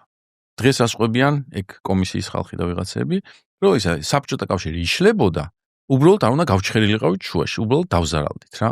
ანუ ის რომ ლინკი არ არსებობს იმას, რომ 9 აპრილში მსხვერპლმა გამოიწვია საზოგადოებრივი ცვლილება იმისი, ხო? განწყობების და მე კომუნისტებმა წააგეს და ანუ ცნობიერება არ ჩანს, არც ნება არ ჩანს, არაფერი არ ჩანს. არაფერი. აი მაინც მოხდებოდა, დებილები არიან, შევიდნენ გაყვეს თავი რაღაც შარში. ხო და ყველა ისტორიულ ქმედებას რაღაცნაირად ეგრე აღწერენ ხოლმე. იმასაც გადაწყვეტ, პირველ რესპუბლიკასაც გადაწყვეტენ, თქვენს რომ აი რა საბჭოთა კავშირის რუსეთი დაიშალა და ევროპელებმა გვითხრეს რომ ქენითო დამოუკიდებლობა გამოაცხადეს, მაგის გამო დავზარალდით. თორე არ დავზარალდებოდით რა. ანუ შენ უნდა იყო, ყველაფერი ეგეთე მოვა რა. და ჩემთვის თუ ნარატივების ცვლილებაზე ვსაუბრობთ რა, ანუ დრო არ დაგვიანებულის, რომ აი ამ თინეიჯერობაში ჩვენი ამბავის მოყოლა დავიწყოთ, რა, იმიტომ რომ თინეიჯერობა ეგ არის, შენ რო გეუნებოდნენ, რომ ლევანი ისეთი კარგი ბიჭია, შენ უნდა თქვა, რომ არა, ლევანი ცუდი ბიჭია თუ რაღაცა რა და დაიწყო შენი ის ხო. ჯერ უნდა დაიწყო. მაცალე რა, მივალ ხო, ანუ მე უნდა ისაუქნა რა და როცა მივალ იქამდე, სადაც მე თვითონ მეწოდინება რა ვარ, ხო? მაგას გავარკვევ რა, მაგრამ მანამდე უნდა გავიარო უბედურობის პერიოდი, ხო? რაც შენ რომ მეუნებოდი რომ ეს ფარდა შენ ძალიან მოგწონს, მე გეტყვი რომ ამას მე ხა გავხევ თუ შპალერს დავაწერ ჩემს სახელს და ძმაკაცებს დავაწერინებ. იმიტომ რომ ეს კედელი ჩემი კედელი არის და თქვენი მწვანე შპალერი ჩემი კედელი არ არის რა თქვენი იყო. ეგ გვა გასაკეთებელი და თუ მაგალითებს ვეძებთ, ჩვენ ორი ერი არის, რომელსაც საქართველოში აუგად იხსენიებენ ხოლმე რა, სომხები და ებრაელები. ოღონდ ერთი მიმართულებით აუგად გულისხმობ კონკრეტულად რა. როგორ უყვართ ერთმანეთის გატანა. ანუ ორივე ერზე ცუდად ამბობენ იმას, რომ ერთმანეთის გატანა შეუძლიათ საერთოდ რა. ანუ უდიდებულესი ერისთვის დამახასებელი თვისება გასაღებული აქვს როგორც ცუდი თვისება რა. აი ეგენი ეგეთი ხალხი ერთმანეთი გაქვს. და შენ როგორ ეკცევი შენ საკუთარ ერს? ან ჩვენ რაღაც უცხოეთში რომ მიდიოდნენ, ჩვენ თაობის ხალხს ეუბნებიან ქართულს უნდა ქუჩას გადადე. დღესაც ბევრი ეგრე იქცევა რა, იმიტომ რომ არ იცი რა, რისთვის არის ის ახლა ევროპაში ჩასული, რა შეიძლება გთხოვოს, რა შეიძლება გამოგატანოს, დაგშაროს, ოფშაქში ფული შეტანა გთხოვ, მოკლედ. ერიდები რა და ის ერი რომელიც ერთად დგას მუშტად იმას დაცინი რომ როგორ უყვართ ერთმანეთის გატანა და სიამოვნებაში რომ დავაკვირდეთ ხო ეხლა სომხებს უფრო ნაკლებად მათი მითოლოგიის და ისტორიის თვალსაზრისით ან რელიგიის მაგრამ ებრაელების ნარატივი არ არის უსაქმურობის ნარატივი რა ებრაელების ნარატივი არის დავითის და გოლიათის ნარატივი ხო რომელიც ამბობს რომ არავინ ანუ დიდია მაგრამ უნდა იბრძოლო რა და რო იბრძოლებ და რო გაბედა მაგას რა ღმერთი შეგეწევა რა მე რა ანუ ის ღვთისმადლი რომელიც ისედაც იდეაში ქრისტიანობაში ნეიტრალურად მოდის ყველაზე თანაბრად ებრაელებს ამისთვის რაღაცები აქვს გასაკეთებელი რა და ჩვენს და მათ ძალიან მაგრა განგვასხვავებს ზუსტად ეს იმიტომ რომ ორივეს გვაქვს ეს რაღაცა ღვთისმშეულობის ამბავი ჩვენ თავზე მაგრამ ერთ შემთხვევაში ხარ პასიური მეორე შემთხვევაში რა მაქვს მე ღმერთისთვის გაკეთებული შვილი შევწირე აბრაამის ამბავი ხო ანუ როგორ ღმერთს როცა აინტერესებდა რომ როგორ უყვარ ვარ მე ამ ერს აგერ აბრაამი ღმერთს როცა აინტერესებდა როგორ მემორჩილება მე ეს ერი აგერ მოსეს ამბავი მაგალითად ხო უთხარი ოღონდ ყველაფერი ღვთის შეწევით მაგრამ მათი მონაწილეობით და მათი ნებით და მე ყველაფერი დანარჩენი იქნება რა და როგორი ტიპის ერი მივიღეთ შრომელი გამტანი ერთად შეკრული და მუშა ჩვენი ერი ეგრე აღიწერება დღეს ნაკლებად ხო და ვფიქრობ რომ აი ამ ფაზაში გავდივართ ეგ შესაძლებელი გვაქვს რა ანუ რაღაცნაირად თუ ჩვენ ყველაზე ერთად არ მოვყევით რაღაცა სხვა ამ ამბავი რომელიც გულისხმობს შრომას რომელიც გულისხმობს ბრძოლას რომელიც არ დანებებას და ასე შემდეგ, უბრალოდ დავიკარგებით რა. ეხა ყველაზე ცუდ ფაზაში ვართ, რაც კი ოდესმე ყოფილა რა, ყველაზე ცუდ ფაზაში, იმიტომ რომ ერთი ამბავი, ცუდი ამბავიც არ არსებობს ჩვენს შესახებ რა. ანუ სახელმწიფო არ ყვება არაფერს საქართველოს შესახებ, არაფერს საერთოდ რა. აი, რიგითი ქართველი რას უნდა აკეთებდეს დღეს, ამაზე არავინ არაფერს ამბობს. უარესი მოხდა პირიქით. რიგითი ქართველი არის გვერდზე გაწეული და გეუბნებიან, რომ ერთი კაცი რას გააკეთებს და როგორ გააკეთებს, ეგ იქნება გადამრჩენელიც, სუვერენიტეტის შემონარჩუნებელიც, დამლაგებელიც, გამყვანიც, სამშვიდობოზე გამყვანი და ასე შემდეგ. რაც არის ნონსენსი, როცა ერზე ვსაუბრობ. თორე ქალაქ სახელმწიფოზე და ვიღაცა ტიპის იმაზე ბატონზე ან ფეოდალურ სისტემაზე კი ბატონო ჩამოვეკიდოთ ერთ ადამიანს, მაგრამ ეგ ერი არ არის რა. ხო და აი ამ ეხა როცა თინეიჯერობის ბუნტი მოხდება, ვფიქრობ, რომ სცენაზე აი ეს რაღაც სხვა სიმბოლოები სხვანაირად უნდა გამოვიტანოთ რა. ადეკვატურია შენთვის ეს შეფასება, როგორც განვითარების ეტაპების ვთქვათ, შეგეხმიანა? კი, ძალიან. ესე არის სამიფიქრია მაგ იმაში წყობაში რა. მაგრამ ვფიქრობ, რომ მნიშვნელოვანია, რომ ფაზებად შევხედოთ ჩვენ თავს და მაშინ აღარ დავსვათ შეკითხვას რა გვეშველება რა, გვეშველება რამე თუ არა რა, იმიტომ რომ იცი რომ მეც ეს უკვე მაგით დავიწყეთ, რომ რაღაცები ხდება ისე რომ ჩვენ ვერ ვაკონტროლებთ რაღაცა, ერი გადის რაღაცა ფაზა სიტყვაზე, მაგრამ ამ ფაზის დროს შენ რაღაცები გაქვს აკეთებელი და აი კომბინაცია გვაქვს მოსაძებნი და თუ ჩვენ თავს ესე წარმოვიდგენთ, რომ კი ეს ფაზა გავიარეთ, ეხა უკვე სხვა არის, სხვა რაღაცა ხდება საქართველოში, იმიტომაც მაგალითად პოლიტიკასაც უჭირს დღესაც ხდება იმის მოხელთება. არა მარტო მთავრობას. ოპოზიციას ჩვეული გაგებით ოპოზიციასაც უჭირს იმის მოხელთება, რაც ეხა ხდება რა, ანუ ადეკვატურად დამთხვევა ამ პროცესთან რა და შესაბამისად კარგი არის ეგეთი აღწერა, რომ პირველი მივხვდეთ, რომ სხვა ფაზაში ვართ და დავიწყოთ ფიქრი, რომ ამ ფაზაში რა შეიძლება რომ გავაკეთოთ რა ჩვენ და ამიტომ ლევანს, ვის მოსმენას ისურვებდი ამ პოდკასტში, ამ ფორმატში? ვინ იქნებოდა შენთვის საინტერესო მოსასმენი, ან თუნდაც აი სიტყვის ამოღებით და ჟელობით და ასე შემდეგ, ვის დაასახელებდი? ვისი ცნობიერება შენთვის საინტერესო იქნებოდა ამ ჟელობაში? ხო ხედავ, აი ხა სწრაფად დავიწყეთ ლაპარაკი, რამდენი თემა შევეხეთ, ხო სასწაული იყო, ანუ მაგარი გასაღები გამოდგა ეს სიტყვა რა. რუსთაველზე ძალიან საინტერესო საუბრები მიმდინარეობს ხოლმე და ჯერჯერობით ვერავინ ისევ ვერ გავიდა მაგ ხალხზე რა, ასე ვთქვათ, ანუ ის ხალხი, რომელმაც საკუთარი ცხოვრება რადიკალურად შეცვალა. მე ჩემს შემთხვევაში რადიკალურად არ შემიცვლია რა, იმიტომ რომ საჯაროობას მიჩეული ვიყავი და უცებ აი ვიღაცები არიან, რომ აი პოლიტიკაზე აზრს გამოთქვამენ, რომელიც აქამდე არ უფიქრიათ და ასე შემდეგ და მან ჩავყვებოდი. ამიტომ რა ვიცი, უბრალო ხალხის თხრობები ძალიან საინტერესო არის ეხლა დღეს ჩემთვის რა, იმიტომ რომ სხვა პერსპექტივას გაძლევს და რამდენიმე ისეთი ფიდბექი მაქვს მიღებული, უშუალოდ ჩემს საქმიანობასთან დაკავშირებით, აი ვიდეო ესე ჯობია, ესე ილაპარაკო, ამ თემას ჯობია არ შეეხო, იმას შეეხო, რომელიც არ არის ექსპერტული გაგებით, რომ რაღაც პროფესიონალმა იცის რაღაც რიტორიკის წესები, არამედ ეუბნებიან, რომ აი თქვა დავაკვირდით და ესე ჯობია რა და ძალიან საინტერესო არის. ისევე როგორც იდეები, სხვათა შორის ეგ ის არის რა. ჩვენ რაც ჩემი თაობაც კი რაც კი ჩვენ უფრო გეგმის ხალხი ვართ რა, მოდი დავგეგმოთ კომისია, რომელიც მე დაგეგმოს კომისიას, რომელიც აღასრულებს რაღაცას და მე იქამდე ბოლომდე არ მიდივართ ხოლმე და პატარები ბევრად უფრო ქმედების ხალხი არის და თუ ვინმეს მოვისმენდი, აი ეგ ხალხი არის რა, იმიტომ რომ ყველაზე მეტად ეხა აქ რაც მაინტერესებს არის სტუდენტების მდგომარეობა რა. რას ფიქრობენ, უნივერსიტეტთან აღარ მაქვს შეხება და ყველაზე კრიზისულ მომენტში გარეთ იყვნენ და ეხა აღარ არიან და აი მანდ რა ხდება, საერთოდ მაგას სიამოვნებით გამოვიკვლებდი, დავაკვირდებოდი რა. მე მიმართავ ასევე მსმენელს და მაყურებელს, თქვენს დაგვიწერეთ, ვინ იქნებოდა საინტერესო თქვენთვის მოსასმენი კაცმანის სხვა პოდკასტში. ჩვენ მე მადლობა მინდა გადაგიხადო შენ. დიდი მადლობა, ძალიან საინტერესო. ჟელობისთვის საინტერესო ეგ იყო მოგზაურობა ჩემთვის, ხა ერთად ვიარეთ ძალიან საინტერესო. რაღაცა მთა იყო, ნუ ფიზიკური არ იყო, მაგრამ რაღაცა მთას. კი, მეც რაღაცა გადაუარე და მეგობრებო, თქვენ კი მხარდასაჭერად პოდკასტის გამოიწერეთ ეს არხი და გვირჩიეთ სტუმრები. გაგვიკეთეთ ასევე კომენტარები, თქვენი აზრით როგორ შეიძლება გამომჯობესოთ ეს პოდკასტი. აი ეს იქნებოდა ყველაზე მნიშვნელოვანი თქვენგან. უღრმესი მადლობა ლევან შენ, მადლობა გუნდს, რომელიც გვემსახურა ამ პოდკასტის ჩაწერის და მე უკვე მონტაჟის დროს და ბუნებრივია მაყურებას, რომ არა მოყვა მაყურებელი, ალბათ მაშინ უბრალოდ ვისაუბრებდით სადმე კაფეში და მორჩებოდა ამით თითელი ამბავი. მადლობა დიდი.